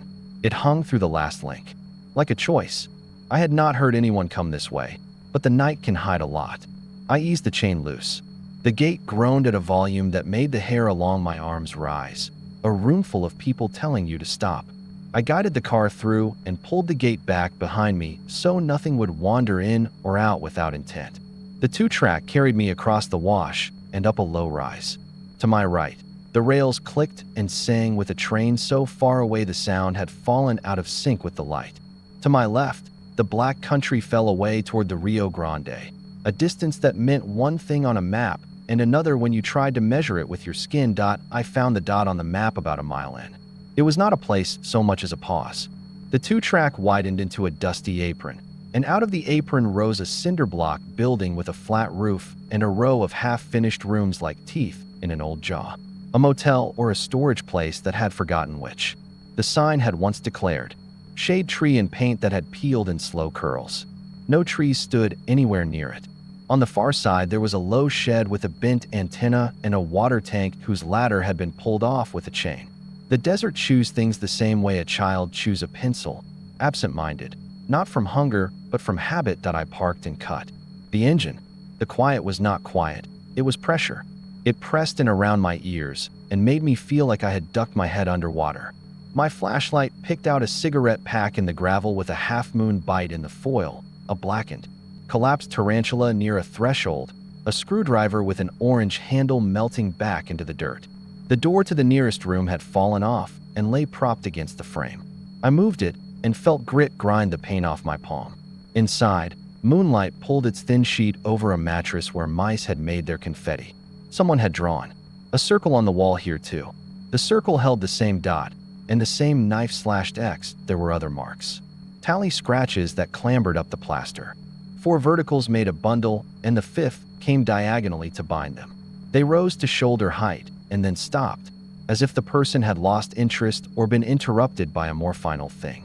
I stood very still and tried to hear anything human. A foot scuff, a cough, old plumbing burping at ghosts. The only sound was the wind taking a handful of grit and rubbing it on the sill to make a sound like a far radio. The back room had counters and a window you could pass a key through. An office, then, for a place that had seen enough people at least once to need one. The counter was ringed with coffee stains, some concentric and neat, some blurred with hands. A ledger lay there open to a page where the names had been scissored out, rectangles of paper gone, glue traces remaining, as if someone had decided privacy could be manufactured with a blade. On the last page, the handwriting grew large and unsteady. The line began with an L and sank into the board like a child sleeping in a pew. There was a rusty smear there that had dried into a thumbprint. It was the same size as mine. I went back out into the night and felt at once that I had made a mistake. Sometimes your body knows before your brain sends the memo. The wind had changed. The country had tucked its chin and gone quiet in a deeper way. Thin clouds pulled across the moon as if to do you a kindness and not let you see everything. I clicked off the flashlight and stood there until the sky accepted me back into its light. You do this in the country. You let the night decide whether to admit you. The air smelled now like creosote and wet stone, a storm smell that could come from a cloud you could not see or from the memory of rain baked into the soil that the dew had teased back out. Something moved in the shed. A simple rattle and a scrape. I eased toward it, feeling each step in my knees. The shed held a workbench and a wall of hooks where tools had once hung. Hooks without tools are sad in a way that tools without hooks are not. Under the bench sat a metal gas can with its plastic spout gone, and beside it a box with receipts curled like a basket of horned lizards. I reached in and lifted one. The paper crackled and the ink had bled where moisture had found it and then gone. The station number was 10, the cashier ID ended with 10, and the date was the same one on my pocket slip, 2 days ahead of where I stood. I pulled another. Same. A third. The box was full of the same day, different times. Most of them were stamped. In the hour when night shivers and thinks about morning. A car door shut outside. It shut softly, like someone who knew how to be where they were not invited. I turned and saw no headlights, no shape of a vehicle against the sky. The sound had been there anyway, so exact my hand had gone to my keys. I took a step out of the shed, and that was when the air thickened around me, not in a metaphorical way, but like walking into a room that someone had used a fogger in an hour ago. I could not see the fog. I could feel it. The hair along my forearms lifted as if static had passed. My tongue tasted metal. The antenna on the shed leaned at an angle. That made a cross if you wanted it to, and for a second I wanted it to very much. South, a voice said. Not a shout, not the thin reed of the man in the station, but a full voice, ordinary and unimpressed, as if the word were a direction to a child crossing a yard. I turned and no one stood there. The word seemed to have been set down on the ground, rather than spoken into the air. I followed it with my stupid feet. I told myself a lot of fancy things about closure and decency. If a man whose every muscle had made a vote against speech had told me to go south, I would go south. The two-track continued past the cinder block building, crested a small rise, and fell toward a darker dark where brush crowded. I followed it until the road pinched down to the width of one tire and then to the width of a promise. There in a shallow cut lay the husk of an old pickup with its hood gone and its engine blocked like a rib cage. The driver's door stood open. The keys were on the floorboard under a drift of grit. I in the cab. The bench seat had burst and mouse fluff stuck to the springs like snow in a bad dream. There was a jacket on the passenger side, denim gone pale with sun and a name patch almost. The same color as the cloth. The name had been unstitched and stitched again, the threads making a ghost. In the tight light, the letters looked like Paul until I blinked, and they looked like something else. I reached toward it, and my hand missed the jacket altogether and found the floor where my own footprint lay fresh, even though I had not put it there. The heel showed a crescent cut, the same chip. My stomach dropped as if I had crested a bridge and found the other side missing. I backed out of the truck and straightened and felt then, not heard, the presence of someone standing behind me at a distance that polite people keep. I turned slowly and saw a man in coveralls with a texture like he had been made from the sand itself. He had a 5 o'clock shadow that did not belong to his gray hair. His eyes were not glassy. They were bright and wrong. He lifted a hand and pointed not south this time, but directly at me, and the pointing was not a direction. It was a diagnosis. I said I was sorry without quite knowing for what. He lowered the hand the way a weary man lowers a grocery sack. You came, he said. The words were right, but the movement of his jaw was not. Like a recording played a hair out of sync with the film. You always come. His mouth relaxed. He seemed to be listening to someone under the ground. He nodded once to whatever he had heard, and then looked past me toward the track and the car and the small whittled thing that was my life. If I go back, I said, will you be free? He smiled. It was like watching a crack widen down a windshield. I didn't lock it, he said. I stood there waiting for him to add a noun to the sentence. A door, a gate, a promise, but he said nothing else, and the silence told in the cut. Like a bell in a steel pipe. Something small moved in the brush, and then something larger moved in the brush to have permission to move because the small one did. The smell of rain rose again, even though the sky did not change. My phone buzzed in my pocket once, a short pulse like a heartbeat, and when I took it out, the outbox message to my sister had a blue check next to it and a timestamp that said it had been delivered exactly 1 week ago to the minute that it was now. I stared at that and tried to remember where I had been 1 week ago. I could not. I reached for the sense of time, and it took a step back that I walked around the truck and found the bed full of rocks. Not gravel, rocks someone had placed there with their hands. Each one had a word carved into it, with something sharp and impatient. Hall, home, lost, south, August 10. The words meant everything and nothing, the way words do when you are tired. Enough. I took the one that said 10 and rolled it in my palm. It was warm despite the cool of the night.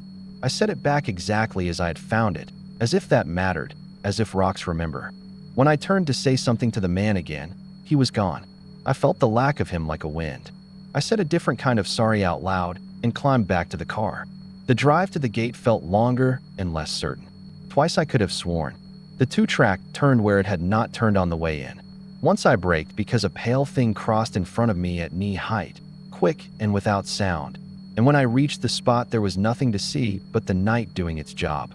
When I made the gate at last, the chain was re-wrapped and the padlock threaded. I put my hand to it, and it was locked. I looked at the links and tried to tell whether the lock had been clicked or whether it had always been. My mouth was dry as chalk. I put my forehead against the metal and breathed. I do not know how long I stood like that, by the time I walked around the fence in to find the sag where people always make. The eastern hem of the sky had gone thin and colorless. I drove back toward the station with the feeling that the distance between my shoulders had increased. The pump lights stared bright and indifferent. Inside, Paul stood where I had left him. The moth had exhausted itself and lay like a piece of ash on the counter. I set the borrowed flashlight on the Formica and pushed it toward him with the 20. He did not look down.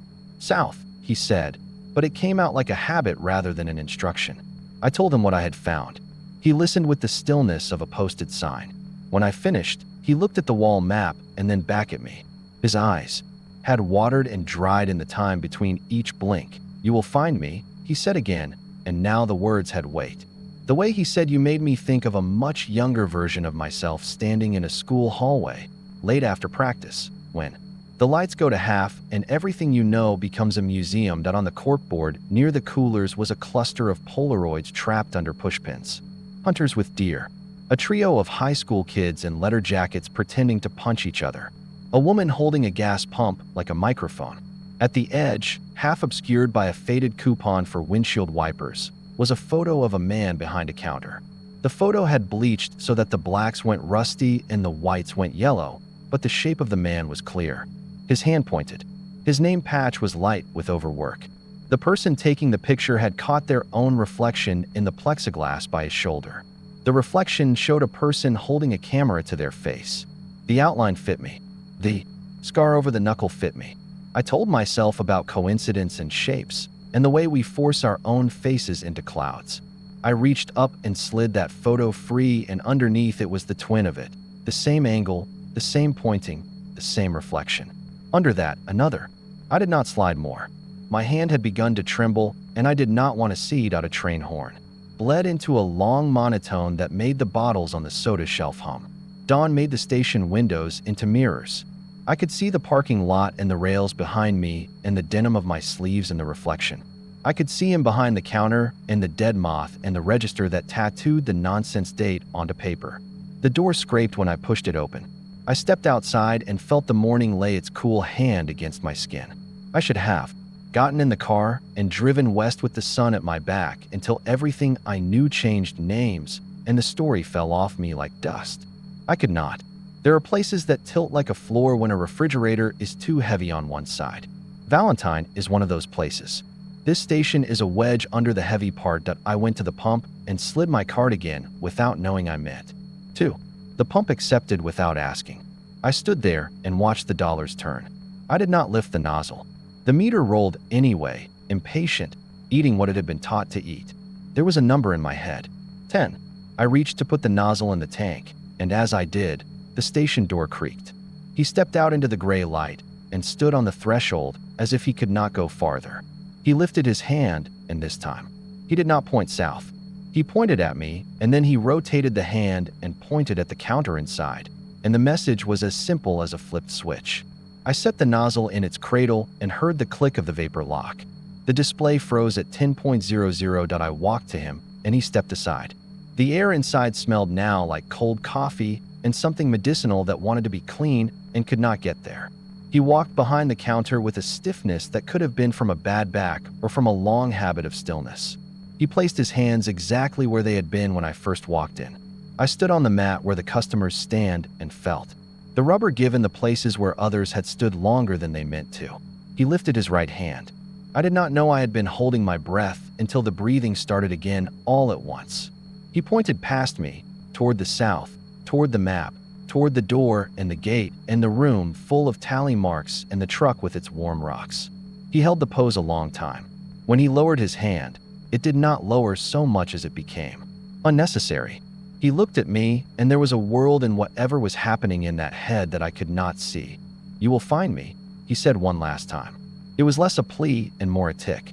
The word snagged on something inside the throat and tore there a little. I nodded the way a man nods at a friend who tells him a thing he cannot accept or refuse. I put my hands on the counter because I needed the wood under my fingers. The top layer had bubbled and cracked where the laminate had lifted under 10,000 coffee rings. Under my hands, the old board felt like skin, warm from the lights that hummed day and night whether anyone noticed. The door opened behind me. The chime that did not exist made its shape in the air anyway. Footsteps paused and then came forward. A woman's voice, soft and tired, asked for directions to a ranch road that did not appear on most maps.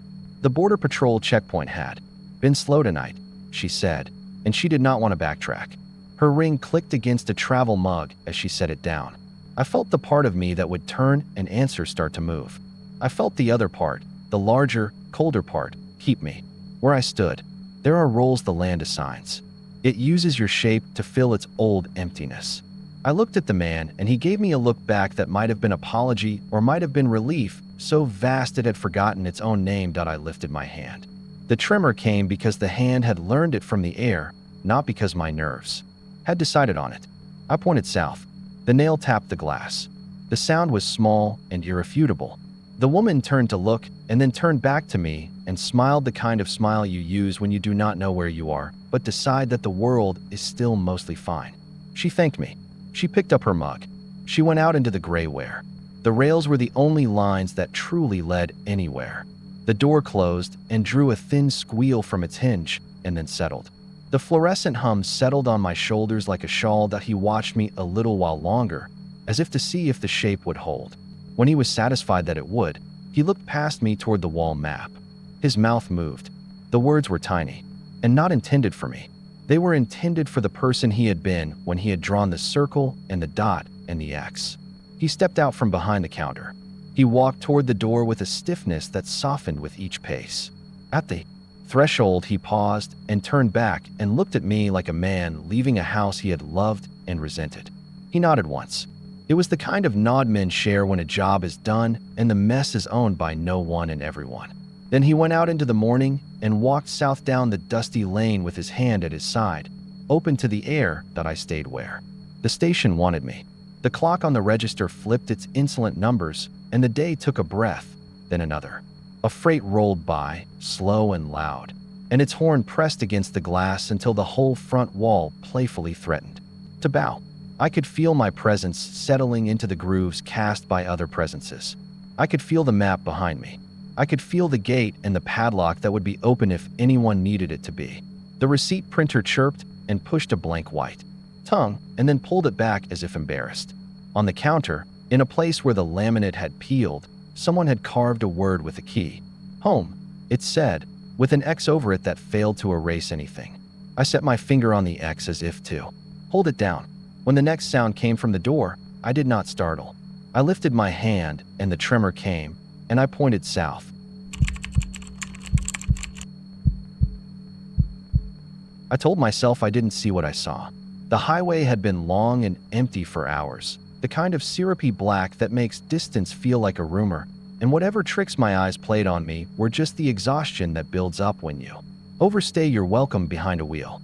West Texas has a way of convincing you the world is a sheet of abandoned stretched taut over nothing. You keep moving because stillness out there feels like a dared. I had been running late out of Amarillo, chasing a job on the New Mexico side that would barely pay for the gas, the hotel, and a burger not wrapped in paper. I took the business loop and let it spit me back onto the pieces of Route 66 that still exist between frontage roads, where nothing much lives except wind and faded paint. Somewhere past Vega, past Adrian's midpoint signs, and the last pumps. Lit like convenience store altars, the road turned into a cracked ribbon and the radio lost patience with me. The stations went from country to religious to static, and then the static started to pulse like a slow breath. I turned it off and drove with the windows up, air humming, speedometer needle steady at 60, trying not to think about how the night bends around you out there like you are a thumb pressed into warm tar. Glen Rio is not even a town anymore. It is a collection of buildings that look like they are practicing being gone. I knew that, but memory plays games. When the sign came up, I thought for half a heartbeat that there might be a diner open, a room for $50, a neon cow swinging in the wind. What I got were silhouettes, a cord of busted doors, a row of windows black as healed scabs, a motel office with the kind of vacancy sign that makes you grin at your own bad jokes. The road was smooth through there, newer asphalt laid over the old bones, but the shoulders showed the old mother road like a scar. That is where I saw her, in the boxed light of my high beams, just beyond the white line. Tall, thin, red dress that stopped above the knee like something out of a postcard. She had a smile like you get when you finally see a familiar face in a crowd. I slowed without thinking. The instinct to help is part reflex, part training. You see a person alone in that much empty, and your foot lifts and your eyes check the mirrors, and your mind starts cataloging reasons. Maybe her car broke down. Maybe her friends left her. Maybe she needed a phone, a ride, a hand. I pulled onto the shoulder and gravel popped and pinged, and she lifted her arm in a little thank you wave and stepped toward the door. That is when my stomach turned, a slow cold wash from throat to belly. Her feet were not touching the ground. She glided, a tiny half-inch of absence between the soles of her pumps and the grit of the shoulder. Her dress did not move in the wind. The wind itself seemed to forget it had a job. She mouthed something, a shape of words without the sound. I could see her lips draw a name and the edge of teeth and the delicate hitch of her jaw. I did not roll down the window. I did not unlock the door. Every hair on my arm stood up like grass in a minor storm. I put the car in drive and eased forward, and the motion of it broke whatever kind of spell had me pinned. I did not look at her again. I told myself I did not bolt. I told myself I eased back onto the highway like a cautious man. I told myself many things I would have liked to believe. The truth is I left her in a cone of light and ran from a girl in a red dress on a road where no one wants to be left. The first mile after that took an hour. Every creak from the dash, every change in the sound of the tires on the patched asphalt, every small shimmer of heat or cold was a hand at the back of my neck. I checked the mirrors every 10 seconds until it felt like an obsession. The mirrors only showed night, thick and blank, but the night seemed to be learning my shape. I told myself her feet had touched, that I had been fooled by the play of light and shadow. I told myself I had seen a dress caught in still air, not a dress ignoring wind. I told myself she had been saying thank you, or help, or any other word. That would not sit like a stone in my mouth. On the state line, the road swells into a little curve, and there used to be a sign that said first in Texas on one side and last in Texas on the other.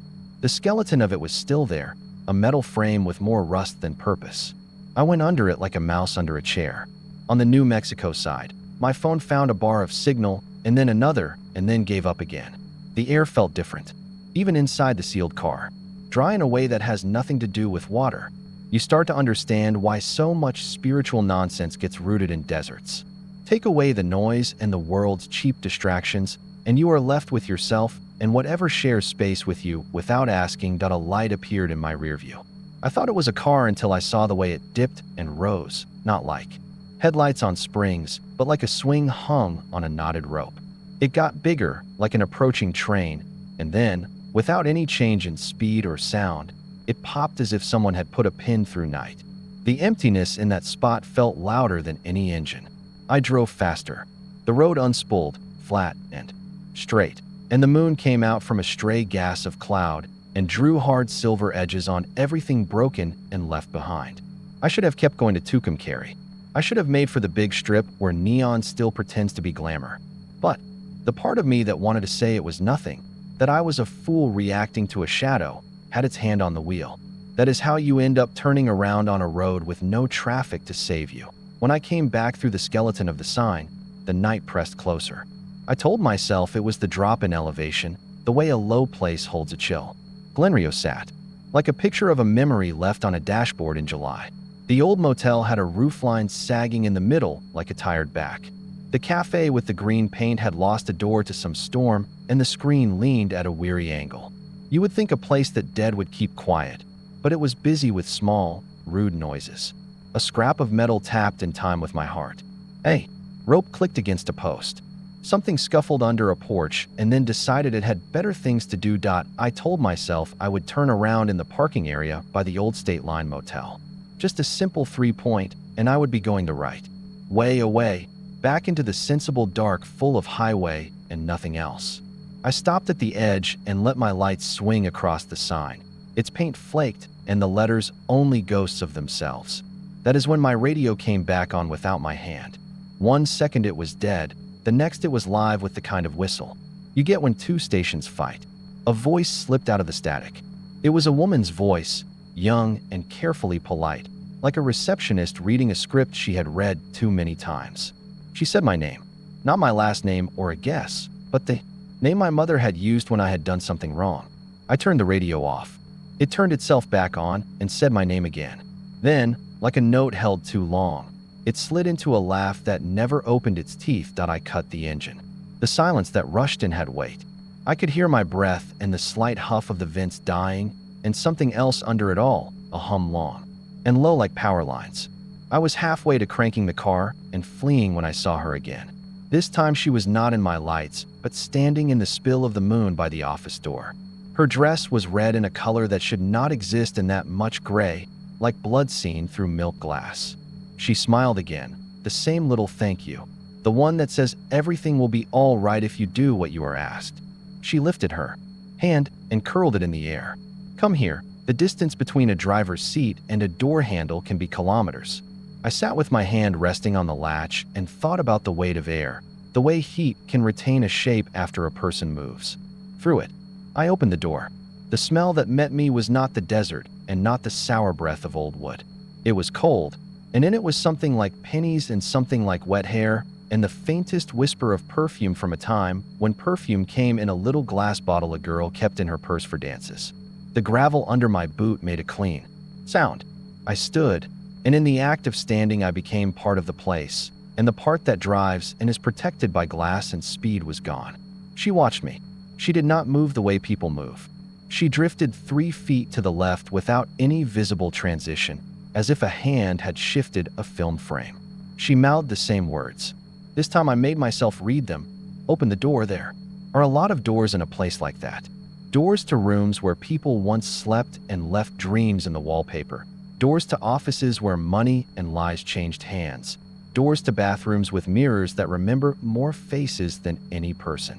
She floated toward the office door and pressed a finger to the place where the knob should be, except the knob was gone, just a ragged hole. She looked at me like a teacher who expects you to pay attention. I went to the door and looked in at a darkness that had a shape. My phone tried to be helpful. It lit the room with that blue-white light that makes things look clean even when they are wrong. Dust motes hung in air that did not care about them. On the counter lay a guest ledger. It was open to a page from 1968. The handwriting was lovely and careful. The last name written was mine. I do not mean a coincidence. I mean my full name, middle included, in the script my mother taught me, and I had only ever used that way once, on a birthday card where she had laughed and said not to get fancy. I picked up the ledger in my hand, left a clean print on the dust like a signature. The entry had a room number and a rate and a note about 2 occupants. I turned the page backward and found another entry with the same name, but a different town and a different year. Each page older. Each page with my name carefully set into its line. The oldest page had a date I could not reconcile with my life. The edges were oily with many hands. I dropped the book. It did not make the sound it should have. It landed like a pillow falling on a bed. She was near me, close enough for the air to harden. She spoke without sound, and I read her again. This time the words were not simple. You left me. You left me twice. You promised. You said you would only be a minute. We both know that is not what you meant. Each word came with a feeling, a little bruised place in the chest. I took a step back. My heel found a soft patch in the floor and sank, and a smell came up that was not meant for living noses. The ledger slid to the floor, and the pages riffled in a wind that was not moving my hair. She lifted her hand, and her glove was wet up to the wrist with water that was not water. Memory is a beast that will pretend to be your friend. If I pull at the knot, I can find the threads. It was a winter when I was young enough to think promises could be made at the roadside like trades. A girl I had wanted to love me had asked for a ride to the state line because you could buy beer there if the clerk did not care, and when I said yes, she kissed my cheek in the teacher's parking lot and said we were grown now. She wore a red dress she had borrowed from an older cousin, and it did not fit her exactly, but she did not care because a red dress is a spell. We drove the wrong way down the old route because she wanted the story of it. She wanted the old sign. She wanted to be photographed where Texas ends. I promised to wait while she ran to the bathroom at the old motel because she did not want to go alone into the dark place where men had tracked dust through a dozen other women's lives. I waited until a group of boys I wanted to impress rolled up with their music loud and their words louder, and I stepped into their orbit and let it tug me down the road to the old cafe to look at a mural and laugh and feel big. I told myself it would be a minute. It was not. It was long enough for a man in a rusted car to pull in and ask if she needed a ride to a phone. It was long enough for someone to change both of our lives. It was long enough for me to come back. To an open door and a cold wind and a smudge on a dirty floor that looked like a hand dragged sideways by a small, determined body that I never told anyone the whole of it. I built an inward life where I had been only a little late and only a little foolish, and where she had left on her own. The town sheriff found her 2 days later, past the culvert north of the line, caught among scrub like a red flag, her shoes lost, her hair tangled with goat heads, her hands torn the way hands get when you have fought something you cannot name. No one was arrested. The man in the rusted car belonged to no one and nothing. People said the world is cruel, and then they turned back to the parts that mattered to them. I went to college and earned and married and divorced and moved and did not come back to the old road because some places store your mistakes in the air and you cannot afford the interest. She drifted closer. The red of the dress was not the red of lipstick or a stop sign. It was the insistent red of shame. I said her name, saying it brought with it the way she had laughed when she could not light a cigarette and the way she had stirred a Coke with a straw until the fizz reached the rim, and the way her eyes had gone flat when she thought no one was looking. The room seemed to tilt. I put a hand on the counter and felt the groove where a clerk had tapped a pin for 20 years. She reached for me without reaching. I felt a pressure against my chest, a nudge like a child's head trying to fit under. A hand. Open the door, she mouthed again, but her eyes said something else. The door in me, not the door in a wall. There are men who do brave things and men who do necessary things. Then there are the rest of us who do what we can. I walked past her into the parking lot, and the moon drew a hard line around my shadow. Gravel rolled under my boot in a way that sounded like a countdown. I went to the first room with a door, still on its hinges. The knob turned. Inside was a bed frame and a mattress busted open and a swath of carpet that had rotted to threads, and the walls were the color of disease. In the mirror above the dresser, a rectangle of darkness looked back at me, and in that rectangle she appeared, not behind me, but in the mirror's version of the room. In it she stood on the mattress, and her feet did not touch the springs. She looked at me like the last person to leave a theater looking back to see if the ushers will cut the lights. I pulled at the dresser and revealed a square of plywood. Down low that had been moved more than once. I pried it up with my fingers. Splinters found me like eager dogs. Beneath it was a pocket of space and a smell that was the echo of damp and lipstick and fear. In the black lay a red shoe. It was not a pump. It was a cheap thing with a strap, the kind you buy when you want to be older than you are. I picked it up, and it kept its shape like a memory. There was a name written inside the strap in blue. Ballpoint. It was my name, not hers. I dropped it and the air changed pitch. Outside, wind found the place and remembered its duties. A door banged somewhere. A metal sign clanged once and then lay still. I walked back into the lot with the shoe in my hand. She stood in front of my car. The headlights were off, but a pale light found her from no source I could see. She mouthed my name and then widened the words to make them easy. Take me home. Take me north. Take me to the culvert. The part of me that wanted to run had been exhausted by distance. The part of me that had left her once did not have any authority. I opened the passenger door. The interior light came on, and in the light her face showed years it had not had then. She got in without getting in. The seat sank a little and left a damp shape that soaked into the fabric and then into me. I drove. The radio remained off, but whispered like it had words stuck in its teeth. The night pressed its cheek to the window like a child. The road to the culvert was a stretch of the old alignment that peeled away from the new. You can still see where. They tried to take the curve out of it and put the straight through. The culvert looked like every culvert you have ever seen until you stand beside it. And then it looked like a mouth. I parked with 2 wheels in the grass and 2 on dirt. When I got out, the sound of insects rose like a choir tuning. She stood to my right without standing.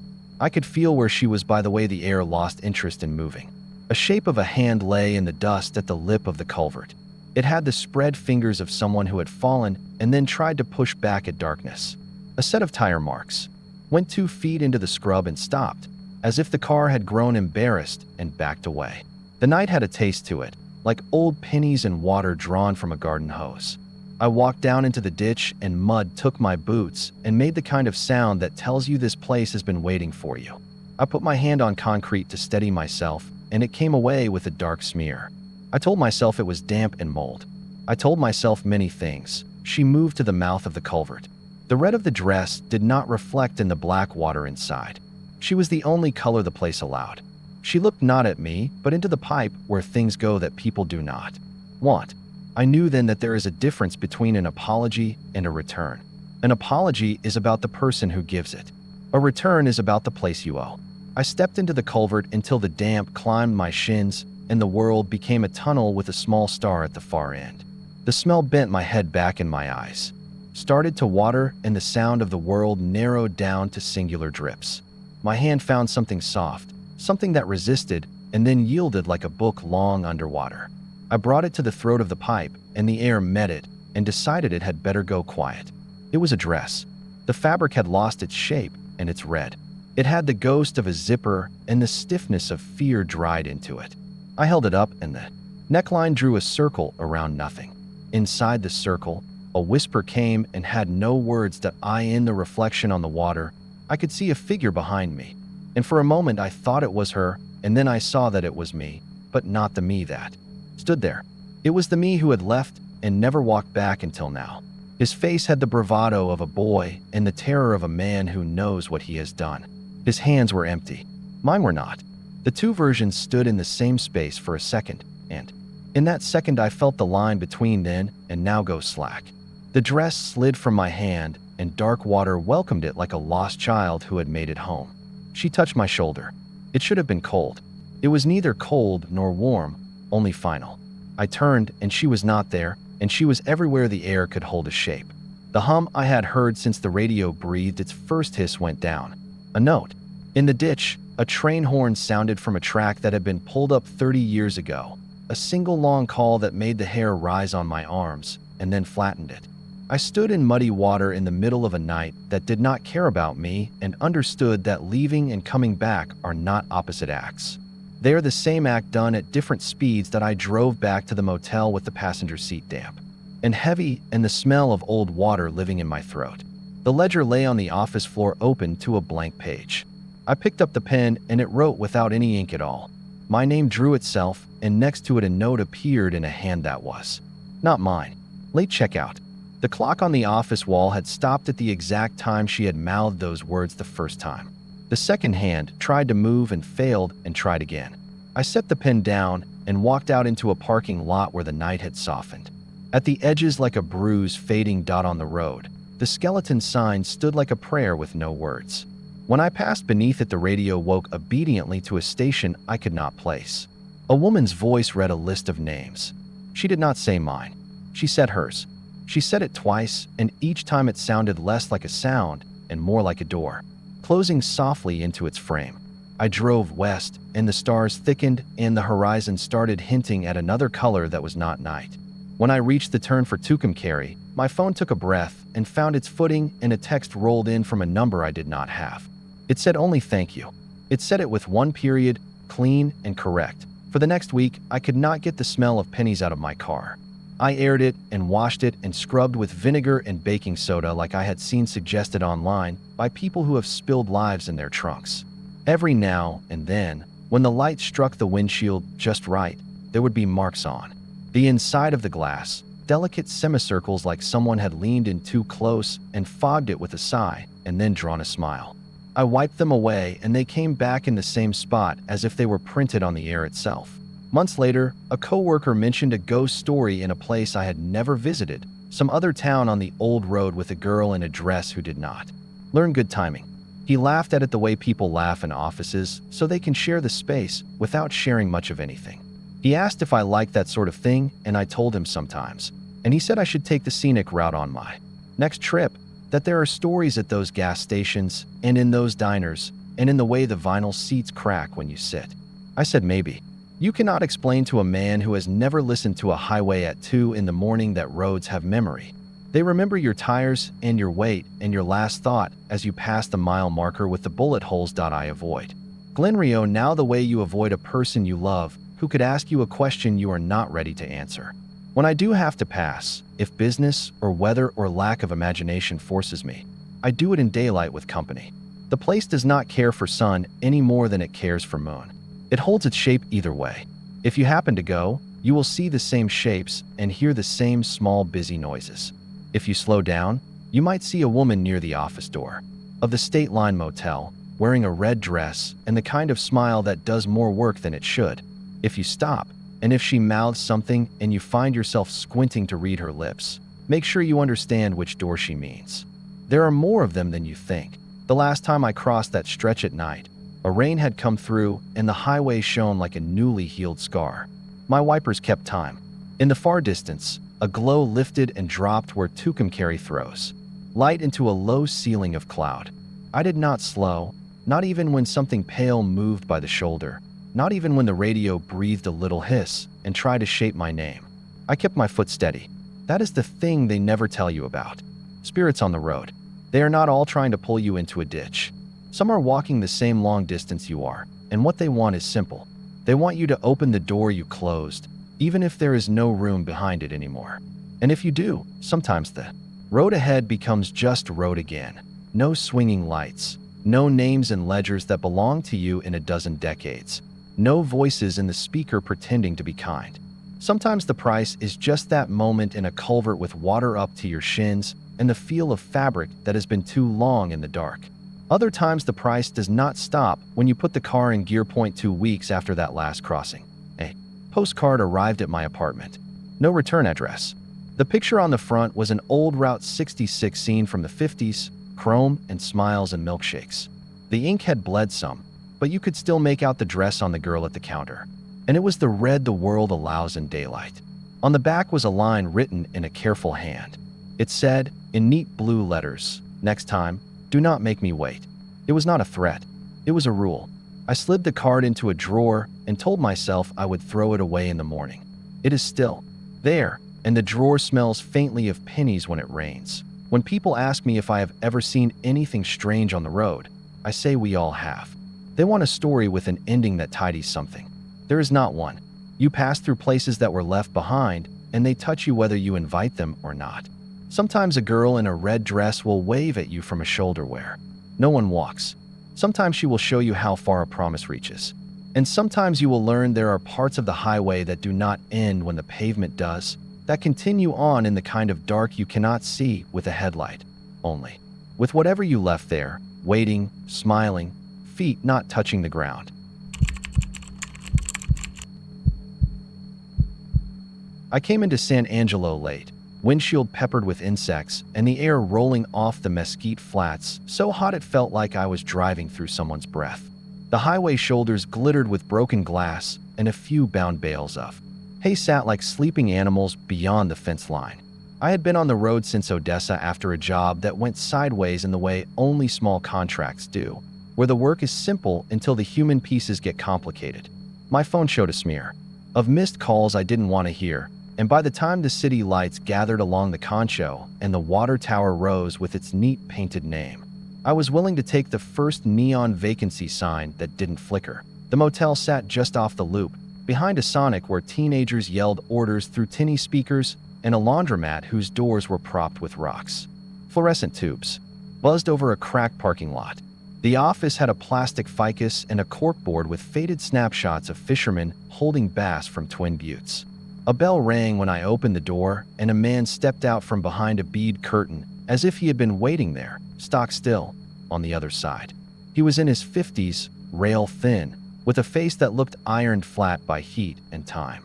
A small paper name tag was pinned to his pearl snap shirt. It said Ray in handwriting that listed downhill. "You want one night or two?" he asked, and it wasn't a question. The office smelled like cleaning chemicals and microwave popcorn. "One," I said. Something quiet. His eyes flicked to a ledger that was more habit than necessity.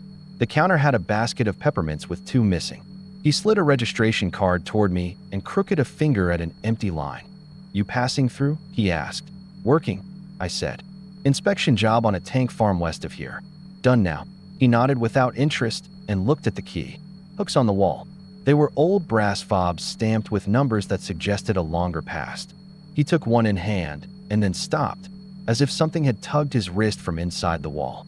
When he looked back at me, his mouth moved twice before the words came out. "You'll get 7, he said. "You do not use 8. I thought he meant there was a plumbing problem or a lingering smell. "Okay," I said. "7's fine." His jaw worked. He leaned forward enough that I could see the red thread where his collar had been mended. Up close, his eyes were pale, with little orange flecks that caught the light in hard pinches. "Do not open the door between them," he said. "It sticks some nights. It might feel like it wants to give. You leave it." It took me a second to understand. "There's an adjoining door?" He nodded once and slid the key across. It was heavier than it looked. "Is there somebody in 8?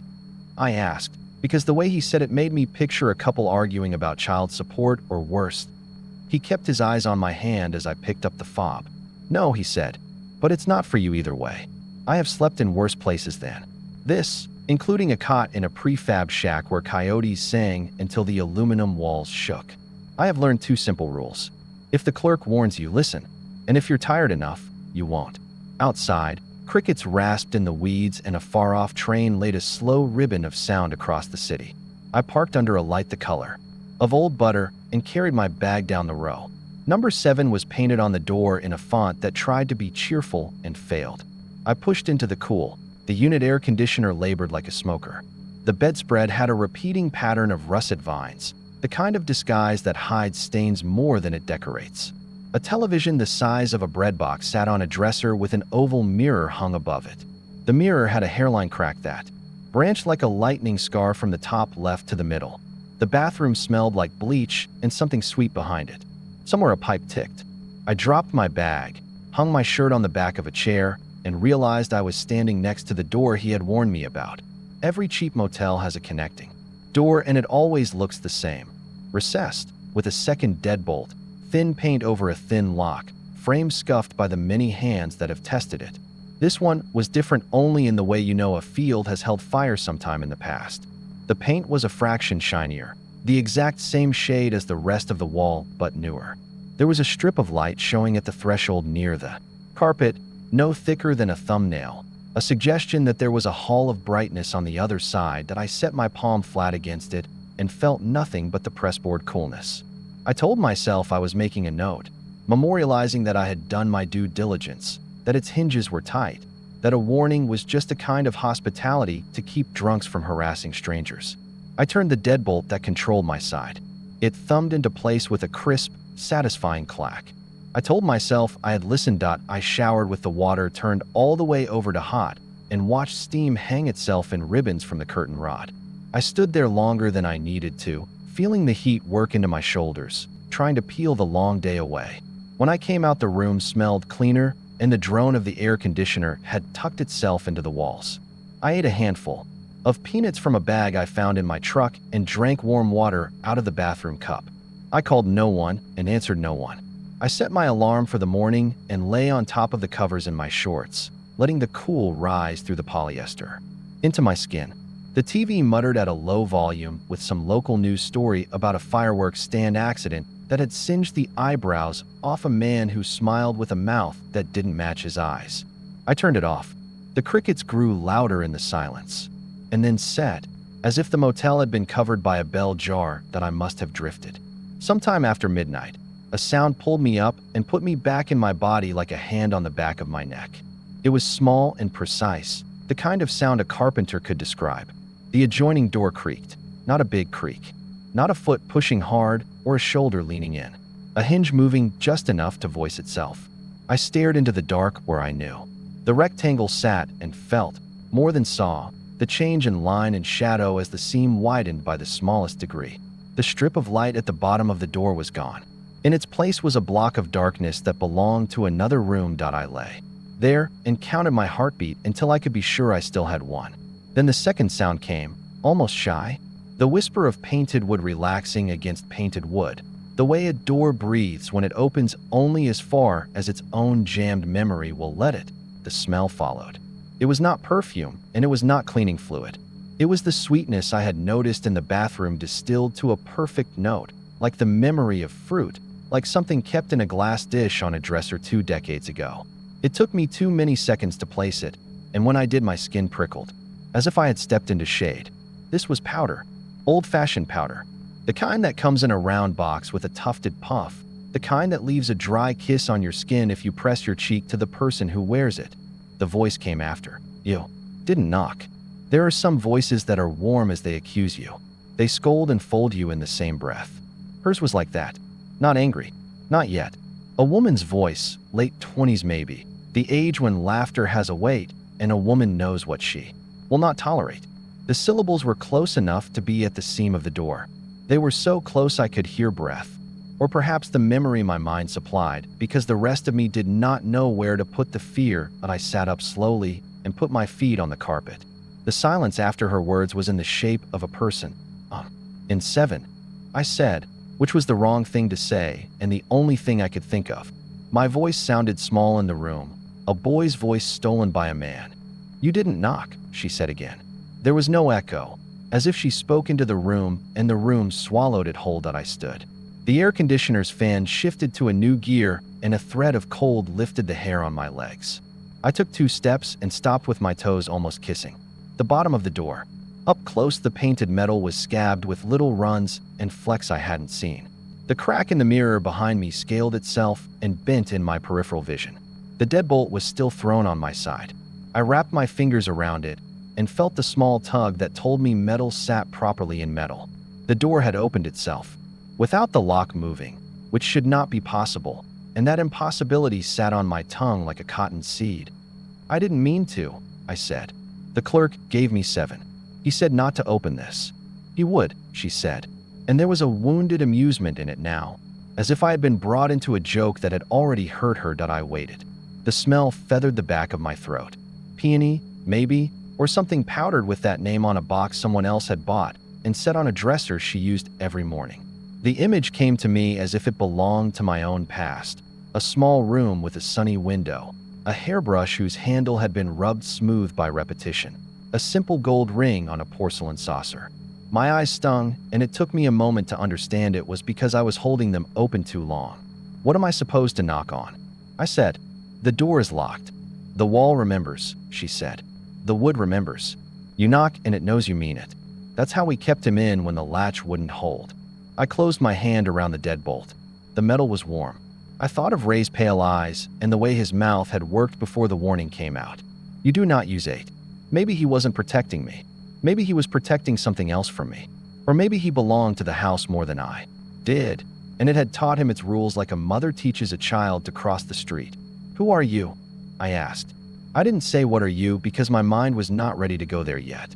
In my mind, she was flesh and her breath curled under the door and the powder had been pressed to her throat by a living hand.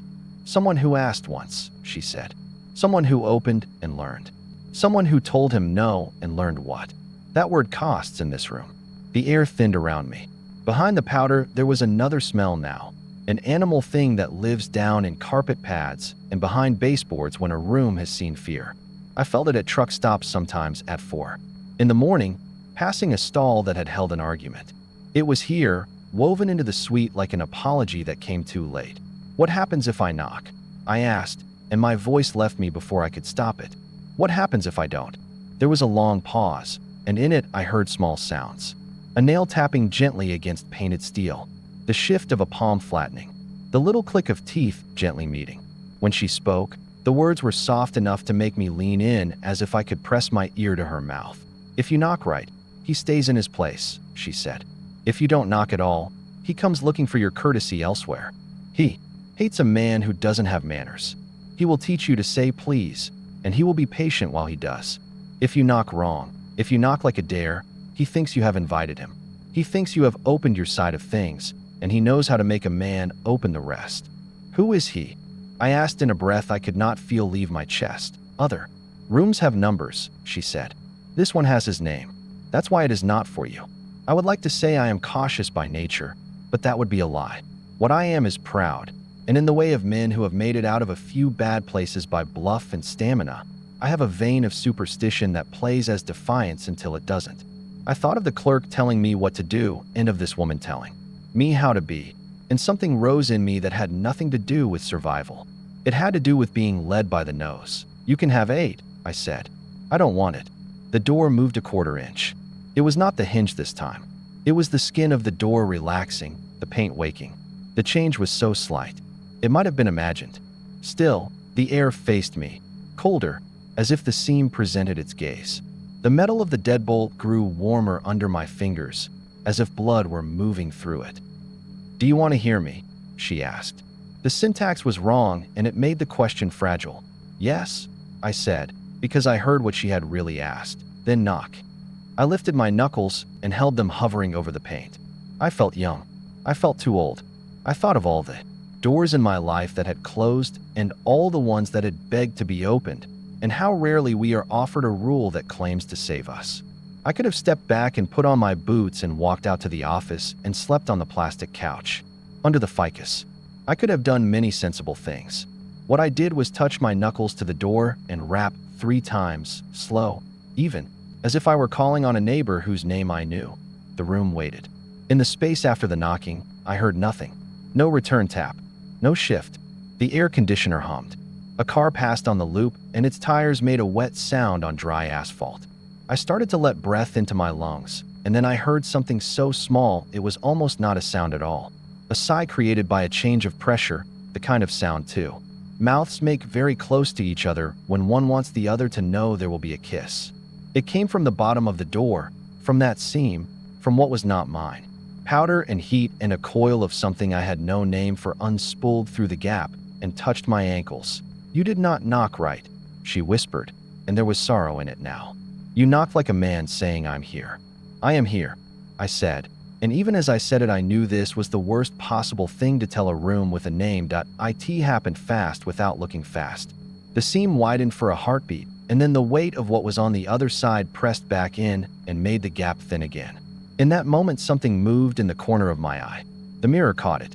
In the glass, where my reflection ought to have been standing barefoot in shorts with my head tilted, was the simple shape of a man in a dark suit, the kind undertakers wear, but with a casualness that said he did not go to any church I recognized.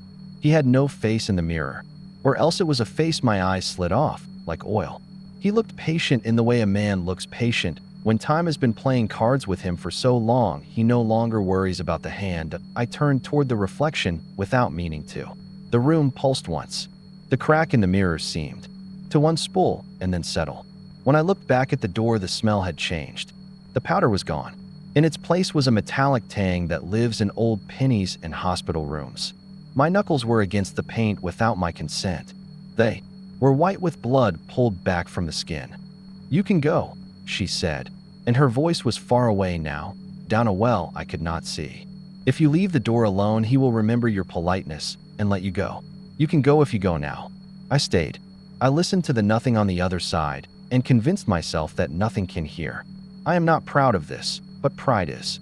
All I have to keep the dark out some nights. And pride is a poor plug when the dark is made of water. The deadbolt turned under my fingers. It turned the way the world turns when you feel a stair you did not know would be there under your foot. It turned slow, and then it turned easily, and then it clicked out of the metal cup with the soft sound of a tongue leaving the roof of a mouth. I had not moved my hand. I swear to that. My right hand hung tight at my side because fear was crushing the nerves like a fist. The seam became a line. The line became a black that had a texture. I could see more of the other room than made sense, as if depth had changed its mind. There was a dresser against the far wall with a lamp that did not glow. There was a bedspread whose pattern matched mine, but whose colors were the colors of a photograph kept too near the sun. On the bed, a slight depression. I thought of a cat curling. The air over that depression shimmered as if a heat source lay. Underneath. Please, she said, and I understood it was not for herself she asked. It was for me. It was for everyone who had ever wanted to be the kind of man who knocked right the first time. I put my palm against the pane again. It was warm through and through now, bodies warming a wall from both sides. Somewhere water ran. The little animal smell grew and clarified until I knew it was not an animal at all. It was the scent a room keeps after a man has worked hard to get his way in it and been proud of the exertion. There is a skin oil that does not leave. There are fingernail marks that look like nothing and are everything. It was all here and it was fresh. I said, I am sorry. I said it out loud, and I said it inward to any God listening. The door did not care. He cared. The sense of him was precise now, like a weight hung on a nail behind the wall. The nail was mine. It had my name on it. He lifted and the nail creaked and the board made a speaking sound. Say please, the dark said. It was not the woman. It was a man's voice out of a throat that had forgotten water and learned powder. Say please and I will show you the rest. You are already learning. I ran then. I did not think and I did not dress. I had the presence of mind to grab my keys. I left the television dark and the light off and my bag where it sat. In the time it took for me to cross the room and reach the front door, the air changed to a pressure that push-pulled on my eardrums, and the sound that door made when it opened behind me was not wood. It was teeth parting after sleeping together. Too long. I tore the main door open and stumbled into the night. The cicadas were a roar now, delighted to see me. The sky over the loop had a bruised glow. The room's light spilled a wedge onto the parking lot and cut across my shins. I made it to my truck and got in and locked it and sat panting like a dog. My hands shook on the wheel. I stared at my own face in the rear view and watched the shadows from the neon sign lay themselves over my features like net. After a minute, I started the engine. The truck coughed and caught. I looked at the door to 7 and at the thin seam inside it that led to 8. The wedge of light narrowed. I watched it because I didn't want to look anywhere else. As I did, the door between the rooms settled, back into its frame. The light under it thinned. The latch slid home with a small decisive sound, and then, as if that weren't enough, the deadbolt turned again. I stared, willing myself to have imagined it. The silence that followed was as complete as a held breath. Then I heard a single soft knock from the other side of the door. It was a courteous knock.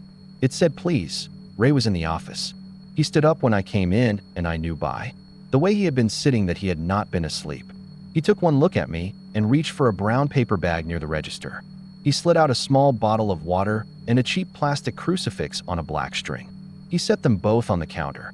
Without comment, I took the water and left the cross. He did not push it back to me. He watched my mouth drink. I'm not staying, I said when I could speak. No, he said. There's something wrong with 8. I said, as if he had not warned me, as if putting it in words would reduce it to an invoice complaint. He blinked. His orange flecks caught the office light and held it as if they always had. There is someone in 8, he said carefully. There is also someone who uses 8. He leaves the room to do it sometimes. If the door is not knocked on, he forgets about courtesy. He thinks the house is all his. He likes new manners. I didn't open it, I said. It opened. He nodded at that, almost pleased, as if this squared with some ledger. He pulled the ledger out and set it on the counter and turned it around. He tapped the line where I had signed. My name looked small and newly written even though it had been hours. He slid a pen toward me. You can cross it out, he said. You can go and he will be happy you chose politeness. Not many men do. Not after he asks. I stared at the pen. I thought of the knock I had given and the one I had received. I thought of the way the word please had sounded in the dark, shaped by a mouth that did not expect to be denied because it never had been in life. The paper waited. The office hummed. Ray looked at me the way a father looks at a son when he sees a certain stubbornness set, wondering which ancestor to blame. What happens to the people in aid? I asked. That depends on whether he has to teach them manners, Ray said, or if they arrive already knowing. Some of them had mothers who taught them. Some learn late. Some don't learn, and then he gets bored and goes looking. Where? I said, though I knew. Other rooms, he said. Other places with doors. Texas is full of doors. The wind has a way with them. I could feel the seam in the air from here. It had reached out into the office and laid itself across my shoulders like a wet scarf. I remembered the powder. I remembered a ring on a saucer in a bright room and did not let myself wonder whose memory I had borrowed. My hand stopped shaking. A cool clarity set in, a white space. It was the same space I get when I crawl under a tank to look for the hairline that will spill everything if left alone. This was only a room. This was also the thing that would spill everything if I left it alone. Give me 8, I said. Ray did not move. The orange flecks in his eyes went dull, as if a light far away had turned. He put his hand on the keys and kept it there. You don't have to save anyone, he said. That's what you say when you know there's no saving to be done, I said. Give me 8. He looked at my face as if he would remember it later. He took the 8 fob off its hook and laid it on the counter like a sacrifice. The brass was colder than 7's key had been. He drew a breath and then said something I did not expect. Knock 3 times, he said. Then wait for her to answer. She will say thank you and ask you in. Do not say you are here. Do not say please. Do not ask any questions until you have both feet on the other side. Above all, when he speaks, do not answer. You do not teach him anything tonight. What happens if I do? I asked. You get to be a teacher, he said, and for the first time his mouth bent into something like a smile. It looks easier than it is. It never ends. I took 8 and walked back into the night. The cicadas had decided to give me a little quiet. The row of doors looked like a crooked set of teeth. The number on 8 had been repainted recently. You could see the square where the stencil had been taped to the wood. I put the key in. It turned without a fight, which should have frightened me more than it did. The room smelled like powder that had been left in the sun. The adjoining door was already open. It was open just enough to count as a question. The bed was made. The mirror held nothing but the lamp and the pattern of the bedspread. On the dresser, there was a circle where something had sat for years and then been removed. The circle was darker. I knew a powder box had lived there and had left without taking all of itself when it went. The air under the adjoining door tasted like pennies and patience that I walked to the seam and lifted my hand. I knocked 3 times, slow and even, as if I were calling and did not need to be answered. The room waited a long moment. Then the words came through, soft, earnest, tired from being used too often on men who were bad at hearing them. Thank you, she said. Come in. I opened the door all the way. It swung with the weight of both rooms leaning on it. The hinge sighed. I put my foot across and then the other. I kept my mouth closed, though a mouth in the skin between my shoulder blades wanted to speak. There are houses you pass through. There are rooms that pass through you. On the other side, the air had a thickness, like standing in a church on a summer day when the incense has soaked into the wood and the hymnals have been touched by too many hands. I saw no one and knew I was seen. The mirror here was uncracked. The bed had the same sag the one in 7 did. The depression on the bedspread deepened by a 1/4 inch, as if someone had sat down and put her weight into the idea of talking to me. Only my own breath made a sound. The voice that answered me when I finally broke the rule and said hello did not belong to her. It came from behind the mirror, from between the walls, from the place the numbers live. It was low and easy and Texas through and through, with that lazy wide vowel men get when they believe they own the land under their feet because they were born on it. Well now, he said, a man with manners. Come teach me something. When I turned, my body moved and my shadow stayed where it was for a second longer than it should have. It raised its hand as if to knock again. I did not sleep in 8. I did not leave 8. I am writing this in a room that does not have a number in the way numbers work, with a pen that leaves a mark only in places where the house allows ink. If you pass this motel and you are tired, and a man named Ray offers you 7, take it and sleep with your face to the wall and your back to the door and your hands flat where a man can see them. Do not say you are here. Do not say please. If a woman thanks you, be grateful. If a man asks you to teach him, keep your mouth closed and your hands to yourself. If you hear a knock from the other side and it sounds polite, remember that courtesy is how men buy things they cannot pay for. If you see my bag in 7, leave it where it is. It belongs to the house now. I do too, and the only thing I'm allowed to keep is this story, which I will set under the lamp and hope someone who is good at knocking finds it before he does.